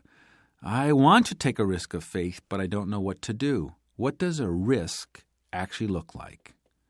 You take a risk when something important is at stake and you might lose, but you decide to move forward for God. David took a risk in going out to battle Goliath, didn't he? For you, it may be a phone call or a public commitment. The risk of faith takes you toward your dream, even if it doesn't feel comfortable to you. One risk I've taken lately is to take a stand against corruption in third world nations. I risk losing favor with those in power who profit inappropriately, but I'm determined not to retreat from that greedy giant. From Greg in Los Angeles, California, our elder board seems blinded by unbelief about what we could do in our community. How can I help us focus on what God wants done and not our doubts and limitations? Unbelief sets you up for defeat before you even start. I experienced this while leading a group that was trying to defeat a massive community giant. It overwhelmed the group's dream and our individual dreams too. Hope was draining away by the minute. Then I suggested we stop thinking about the giant and start listing out loud the miracles of the Bible. By the time we had named 25, our giant had shrunk dramatically, and our faith in God had grown greatly. Our renewed hope in God completely turned the meeting around. The Bible says that the eyes of the Lord run to and fro throughout the whole earth to show Himself strong on behalf of those whose heart is loyal to Him. The dreamers I know who are changing the world know a secret, that God is eager to show Himself strong toward dreamers who take risks to do what He wants done. Are you ready to witness firsthand that kind of power at work in your world and in your life? I think so. And I hope this chapter has encouraged you to value the great opportunities awaiting you in your valley of giants. There are so many Goliaths in our world, aren't there? And seemingly so few Davids. You are called to take a stand for the dream giver and take it alone if necessary. But the rewards, my friend, are great. So don't back down. Don't run away. You are a warrior. Your dream lies in the direction of an overwhelming obstacle. If you go toward it today, you will bring God honor, and you will experience a life marked by miracles as God intervenes time after time on your behalf. That giant rising up right in front of you right now is roaring defiance against humanity, against you, and against God's dream for His world. So, warrior, isn't it time you reached for your stone?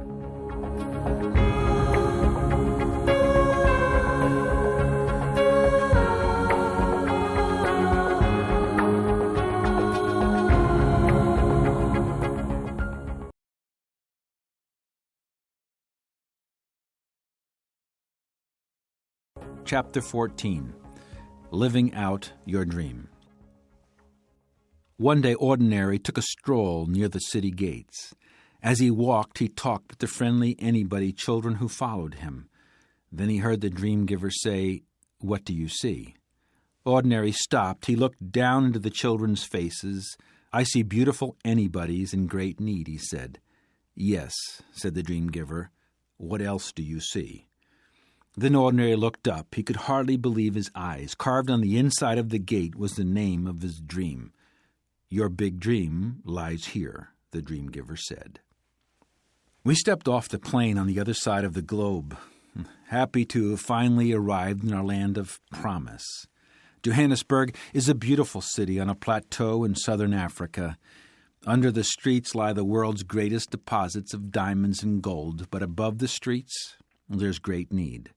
We rolled up our sleeves and put our shoulder to a growing list of ministry and humanitarian projects in southern Africa. We developed training resources and conferences for leaders and pastors. We made inroads with leaders and presidents in several countries in Africa. And we partnered with a large AIDS response movement. But the need that stole our heart was the plight of the children.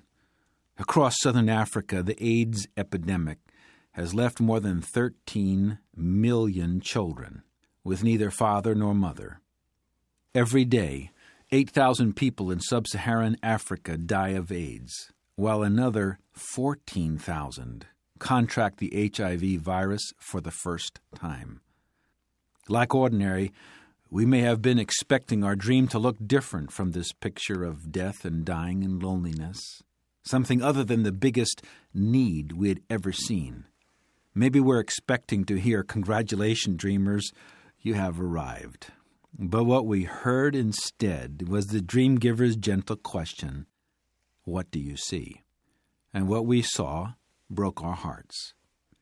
But thankfully, we encountered more than just suffering and cruel statistics. We found that the great needs of this continent matched our greatest desires to make a difference for the dream giver in this world.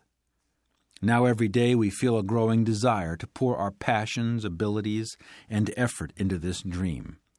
In this last chapter, I want to share a snapshot or two from my personal journey.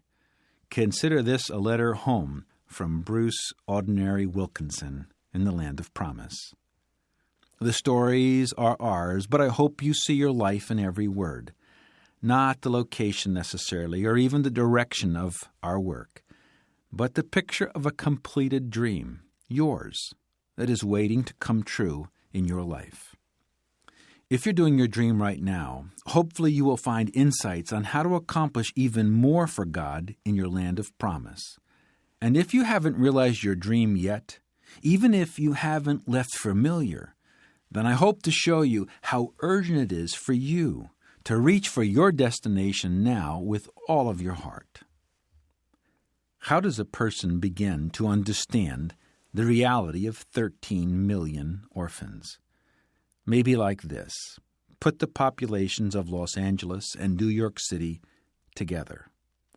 Let that combined metropolis be made up of only needy children. In that whole city, let there be not one mother or father. Let there be a ramshackle home where a 9-year-old boy is the head of the household. Let a 6-year-old sister leave home every morning to look for food. Now let those children be yours. As we began to see firsthand the orphans' needs, our big dream began to look like a nightmare. Night after night, we prayed, Lord, show us what we can do. We began by doing what we could. We gave away money, we gave away clothes, we visited families of children living in tin shacks, but our efforts were like tiny drops of hope in an ocean of suffering. At the request of the President of Kenya, we began work on Beat the Drum, a major motion picture about the AIDS crisis in Africa. The film follows a boy named Musa on a journey from his village where both of his parents have died to the city where he hopes to find a living relative. One day we were to shoot a scene on a street corner in Johannesburg, but when the 60-person crew arrived at the set that morning, the real story was already there waiting. Police officers stood around filling out forms. In the night, a boy Musa's age had died on the sidewalk, a casualty of hunger and exposure. No one knew his name or where he was from. The crew worked in tears all day on our film about Musa, shaken but determined that the nameless orphan had not died in vain. That night over dinner with friends, Darlene Marie and I heard about a couple who owned a farm to the north of us. Every morning at sunrise, orphans gathered at their front gate to ask for food. The couple responded as generously as they could. They knew if they didn't, some of the children they turned away would die. Word had spread quickly. The number of hungry children swelled to hundreds every morning. Still, the farm couple refused to turn them away. Before long, they had given away all their food and used up their savings to buy more. Their noble sacrifice finally ended, though, when the wife had a nervous breakdown and the couple moved away. Darlene and I went home that night in utter distress. Clearly, the scope of our response to the needs of orphans didn't begin to match the scale of the problem. Not long after, our son David was driving me through a poor township where he had been spearheading an anti-poverty initiative. I was struck by all the wonderful children roaming the streets. At so many corners, new ones would run up to our windows seeking food. I turned to my son and asked a question that would change the course and size of my dream forever. Son, what do you think God wants done with the orphans? David's answer was intuitive and almost immediate. God wants these orphans to be loved and cared for, he said. He wants them to have food, and he wants them to have a home. As he was speaking, words I had read recently in the book of Isaiah pierced my heart.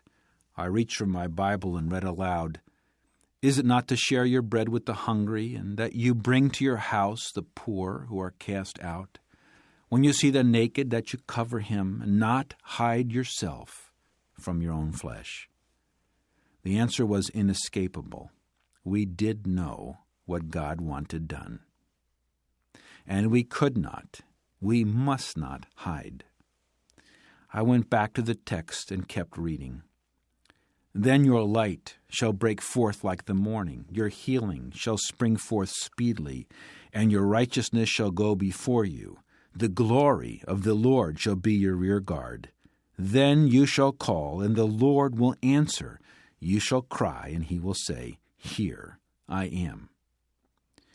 God had promised to provide, to protect, to answer, to always be with us. How then could we say no to what he wanted done? But we've been asking the question, what can we do? But it had brought inadequate results. Now we saw that every dreamer is invited to look at a big need through God's eyes and then ask, what does God want done? We began to strategize in a new way. The size of the need would become the size of our dream. Therefore, we refused to start with the resources at hand or what we thought we could succeed at. Instead, we started with what needed to be done, no matter how intimidating, and worked toward a plan from there. It wasn't long before a major opportunity presented itself. We sponsored a 5-day Turn the Tide conference to train pastors, leaders, and laymen. The conference was linked by satellite to churches and organizations all over southern Africa. Over the course of the conference, I shared my heart about the orphans, and I presented a plan that our team had developed called Turn the Tide for Children, to work with churches and faith-based initiatives throughout Africa. But my challenge to the conferees was specific. I was asking this group to sponsor 1,000 orphans at 150 Rand, or about $20, each month. The most orphans to be sponsored previously in one meeting was 300, I'd been told, but that had been in the United States. This was in Africa. I told the audience that if we could find sponsors for 1,000 orphans in one day, we would all know that it was God at work. Then I raised the stakes, and I'm praying for one family here to sponsor another 1,000. The audience gasped. But when the numbers were all in, 1,000 orphans had been sponsored. Then a family came forward to say that they had wanted to do something for orphans for a long time. They would sponsor 1,000 by themselves. Applause broke out across the audience and at downlink sites all across Africa. We had taken God's big dream for orphans to heart, and He had kept His promise in an astonishing way. But the day wasn't over. After the service, I was having a cup of coffee when 3 men walked up. The Lord had spoken to them. They said the company they owned would sponsor another 1,000 children. 3,000 sponsorships in one day. It was an exciting and miraculous beginning. Our dream for orphan care, along with many other ministry and humanitarian initiatives, continues to grow. Turn the Tide for Children has started to plan for a massive network for proven organizations, faith-based movements, churches, and orphanages all across Africa. Our dream is that each orphanage would have a school, a self-sufficient farm with livestock, training in biblical values, mentoring, and equipping in business. The next generation of African leaders is going to rise up from these millions of orphans as dreamers who will slay the great giants of the continent. But time is running out. In Botswana, just 3 hours north of where we live, 4 out of every 10 adults are dying of AIDS. Churches, agencies, and willing families in the region cannot keep up with the need. There's no way possible. Still, I believe that we are going to see one of the greatest miracles in modern history. Why? Just look at the size of our giants. And look at the dedicated warriors who are rising up and attacking them from all over the world. Will you be mighty? Why did that nameless boy die on the sidewalk? I believe his need was someone else's dream. A big and important dream that had not been embraced and pursued. That's a sobering conclusion. Yet it certainly cannot be God's will that any child die alone and abandoned and hungry and cold. Surely God placed a particular set of interests and abilities in one person somewhere in this world and put that person in a time and a place where great things could happen, should have happened for that very boy. Will you take up the challenge that so many have avoided? Even after their big victory at Jericho, it took Israel many years to conquer the land of Canaan. Their commission was to conquer, to divide, and to settle in all the land.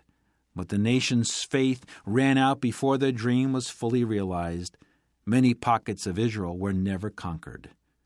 But 2 warriors, named Joshua and Caleb, purposefully put themselves out on a limb in pursuit of God's big dream. They initiated great acts of faith to claim more territory for Him. I call them mighty in faith. Take Caleb, for example. Most of Israel was already settling down to life and familiar when Caleb decided to attack a hill city everyone else had avoided. He told Joshua, "Give me this mountain of which the Lord spoke in that day, For you heard in that day how the Anakim, the giants, were there, and that the cities were great and fortified. It may be that the Lord will be with me, and I shall be able to drive them out. Do you see the uncertain outcome Caleb was willing to risk because he trusted completely in God's word? Giants and fortified cities do not change God's promise in the least. A third warrior comes to mind who was mighty in faith. His name was Jabez. During the era that followed Joshua and Caleb, Jabez prayed, "Oh, that you would bless me indeed and enlarge my territory." And the Lord answered his prayer. Could it be that God honored Jabez's faith-filled prayer because this man was still living out the commission of Joshua to take all the land for God? I think so. Will you be a mighty man or woman of faith? Ask yourself, how big is my whole territory? What would happen if I made the size of my dream the size of the big need? How would that change the way I approach living out my dream? Let me show you more. Just when Ordinary began to feel that his dream was finally accomplished, the dream giver said, "Let me show you more." Friends, there's so much more ahead for you too. And I wonder how you will respond when that still small voice comes to tell you it's time to leave familiar once again. I hope you reach for your new life with confidence. Unfortunately, so many dreamers do not. Once they've accomplished a dream, they settle in to enjoy and they try to even own it. But dreams just don't work that way. They turn in on themselves and eventually become just another little empire of self. But you were born for far more. You are called to go after larger and larger dreams for God, and He will go with you. So when you hear Him say, "Come farther," pick up your knapsack. Your horizon is full of promise. Another big dream is out there waiting for you, and if you don't pursue it, something important won't happen. I wrote this book to help you on your journey, to send you my feather. My prayer is that it will help lead you toward miracle after miracle for His glory. A closing invitation. Life isn't meant to be impossible to understand. We should be able to recognize God's fingerprints in our lives. It is then up to us to decide whether we will cooperate with what He's doing, both in our hearts and in our world. God has given you a big dream. It is there in your heart. I hope this book has convinced you to chase after that dream with every fiber of your being. As I meet people around the world, there's nothing I love more than hearing remarkable and even miraculous stories from those whose lives have been changed by what they have learned. And if this book has encouraged you to take the next step toward realizing your dream, please write and tell me about it. I love to hear about your dream. Of course, living your big dream is much more complex and challenging than can be described in a little 160-page book. Visit us at www.thedreamgiver.com to find additional coaching tools and resources, including a daily email from me about pursuing and living your dream. There's also an 8-part series that small groups and churches and businesses can use together, maybe as a dream team. I now look forward to hearing from you. Now may you devote yourself to His dream for you, and may heaven describe you as one of those rare people who live to achieve great things for the glory of God.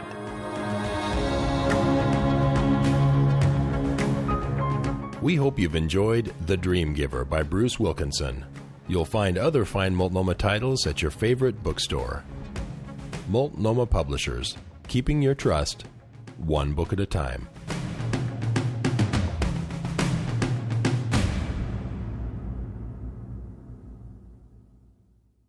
Thank you for listening to this Mission Audio production.